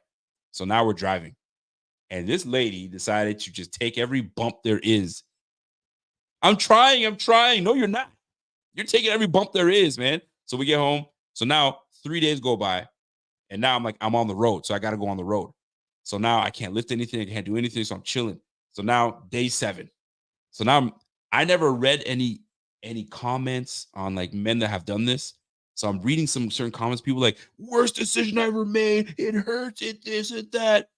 So we on day 7. Here's the effed up part. I was calling my brother to say, hey man, I'm just gonna go do my surgery today. He's like, oh shit, me too. We both got out on the same day. How crazy is that? You didn't even know it? No, I had no idea. I was like, what? Since when? How are the odds of that? Buddy, crazy. Anyway, so he got his, I got mine done. So we're all like, so how you feel? How you feel? Are we good? We don't get into detail. What's like, what'd your brother say? We all right. What? No, man, we good. So we on day 7 now. So if you guys have any advice for once you get to reach day 7 and on, because they say it could be cool. You could do 7 days and be cool, or 2-3 months you're still in like tender mode. Right now I'm in tender mode. I gotta gingerly walk around still a little bit. You can walk, you can do some stuff. You can't really lift too much until you're in a week, 2 weeks, and then you're straight. But yeah, man, that's the drill. So when you do get to that spot, that's when you're like, it's a wrap. We ain't having no more. Dude, they can just put me down before I end up doing that. They're gonna put you down. They're gonna look at you like, bro, you don't need to get put down. I mean like put me down, like euthanize me, kill me. I'm not doing that. That sounds awful.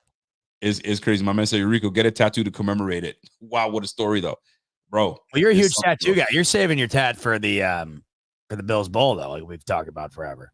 Yeah.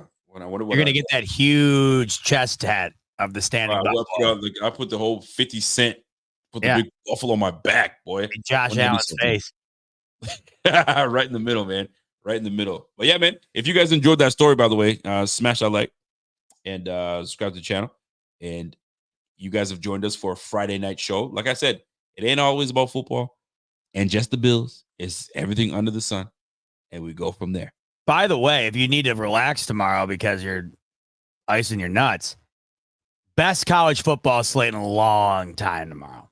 Oh, who we looking forward to? Alabama ain't no top dog no more, bro. Dude. Alabama's down the list. We got Penn State, USC. We got the Red River rivalry, Oklahoma, Texas. We got Oregon, Ohio State. We got LSU and who is it? Mississippi State, maybe. That's a good matchup. Okay. The games all day tomorrow. It's just like people have been talking about this weekend for like months. I was Ole Miss, not Mississippi State. It's Ole Miss. Ole Miss, okay. For that LSU game. But the matchups tomorrow, starting like all day long, it's just top tier football. But at the at night, you got the 2-3 matchup in Ohio State and Oregon. You got possible Big Ten implications with Penn State, USC, the Ole Miss, LSU tomorrow. Huge. Yeah, South Carolina, Bama, and then the Red River rivalry there, Texas, Oklahoma. It's just a killer day of football tomorrow. Bro, this is the time for you to, get on your horse and start kind of looking at the games that you like, and then jump in somewhere. I might need to dabble tomorrow. You're gonna have to dabble because I'm gonna need a reason to get real. Like obviously I'm gonna watch, but I'm gonna need a reason to get real into it. I don't know where I'm leaning yet. I gotta look. Who's Bama playing? South Carolina, or no, South Carolina. Bro, have you been paying attention to that running back for Boise State? Dude, Genty, I've already been tanking in my dynasty fantasy league for him. The guy is like Marshawn Lynch, Derrick Henry, and McCaffrey all in one. Buddy, he's nice. He's nice. I don't know. Did he catch the ball out of the backfield too? Is he nice like that? I don't know about that. All I know is the guy cannot be tackled. He's unbelievable. That is crazy. This guy is making rounds and good kid. I've seen an interview by him. Solid dude. Solid kid, man. You thinking there could be a move? Maybe use that second round pick you don't want to give up for Adams. Pair it up with the other second round pick. Make a move on him. We're gonna Genty, James Cook, Ray Davis. I'm interested to see what Ray Davis does in an increased role Monday night too. By the way, I sneakily picked him up in my fantasy. I'm just sitting. You gonna start him, buddy? My team is 0-5. Oh God! I just happen to play. If I played any other team, I'd be winning. I should be 4-1 right now. That's how I should be, right? Because one team I just shit the bed. But I'm playing. You ever get a time where you just play all the guys that had 170 points that game? You're like kidding me? I'm at 140. Story of my life. Oh my God, I'm 0-5, bro. I've never in my fantasy career ever started 0-5. First time. I have the most points scored in the league, and I'm 2-3. So that just goes to show you I'm in the same boat as you. It's every week somehow someone finds their way to have their best week against me every week. It's unbelievable. It's actually quite unbelievable. So it is this week. So right now, so far, I have who played for me on Thursday. It was Kenneth Walker. Kenny Walker had a good game for me. So that starts the ball off. Got 21 points. I'll take it. But I'm facing. Brandon, I have Brandon Ayuk. It's been the worst fantasy pick I think I've ever made in my life. He is. I think he's wide receiver 100 right now. No, he's having a brutal year. Very brutal year. Right off the contract. Brock Purdy throwing 3 touchdown passes. Go figure. I had Kittle at least, so I got 2 of them. But Ayuk, man, second round, it's been killing my team. Buddy, C.J. Stroud, Kenneth Walker, J.K. Dobbins, Khalil Shakir. All right, and I took a risk on that because I thought, okay, he's gonna be that guy. Zay Flowers hasn't done diddly squat. Sam Laporta has been quiet as ever. T. Higgins, you saw what that was about. Buddy, my team is like Tyreek Hill. He ain't doing shit. I put him on the trade block, bro. It's a mess.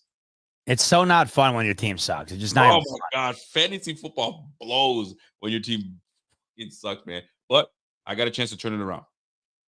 One win at a time. We're 1-0. Just like the Bills. Okay. Just like the Bills. That's what we got to get to, man. All right, baby. I love it. I love it. I love it. That's going to do us for it. That's going to do it for us, rather. My God, on a Friday night. Yes, sir. 2.5 hours in the books. Well over 1,000 of you joining us live throughout the evening. And we really can't thank you enough for spending your Friday night with us. On your way out the door, like button if you could. Subscribe button if you could. Take advantage, by the way, in the link in the description below of that Underdog offer we have going on. Also, Autograph. The link is in the description below. Download the Autograph app. Free to download. You can watch our show on there. Download the podcast on there. Read all the top Bills tweets and articles. And when you do all that in the Autograph app, you get all of your fan reward points that you earn that can be used towards merch, towards tickets. Best app in the game in terms of having all your content in one spot. It's free to download, and you get points to earn rewards with, too. It's the best of both worlds. Download the Autograph app in the link below. Definitely. And though, folks, don't forget www.supportbf.com. Everything BF related, from our Instagram to our Twitter to our YouTube to our merch store to becoming a member, Bing Squad member, all those things right there. If you want to support, is all there. Supportbf.com is very simple. Love it. Show some love. Hit that link. Click all the links. Click the like and click the subscribe and click back on us Monday. I'm going to the game, so I'll do a show during the day. Yes, I sir. will be on with some point at Rico live from MetLife at night. So be looking out for that as well. Enjoy your weekend, everybody. Enjoy some stress-free football for now, because we'll be stressing Monday night. Can't wait to talk to you the next time we see you. Much love as always. And go Bills. Bills.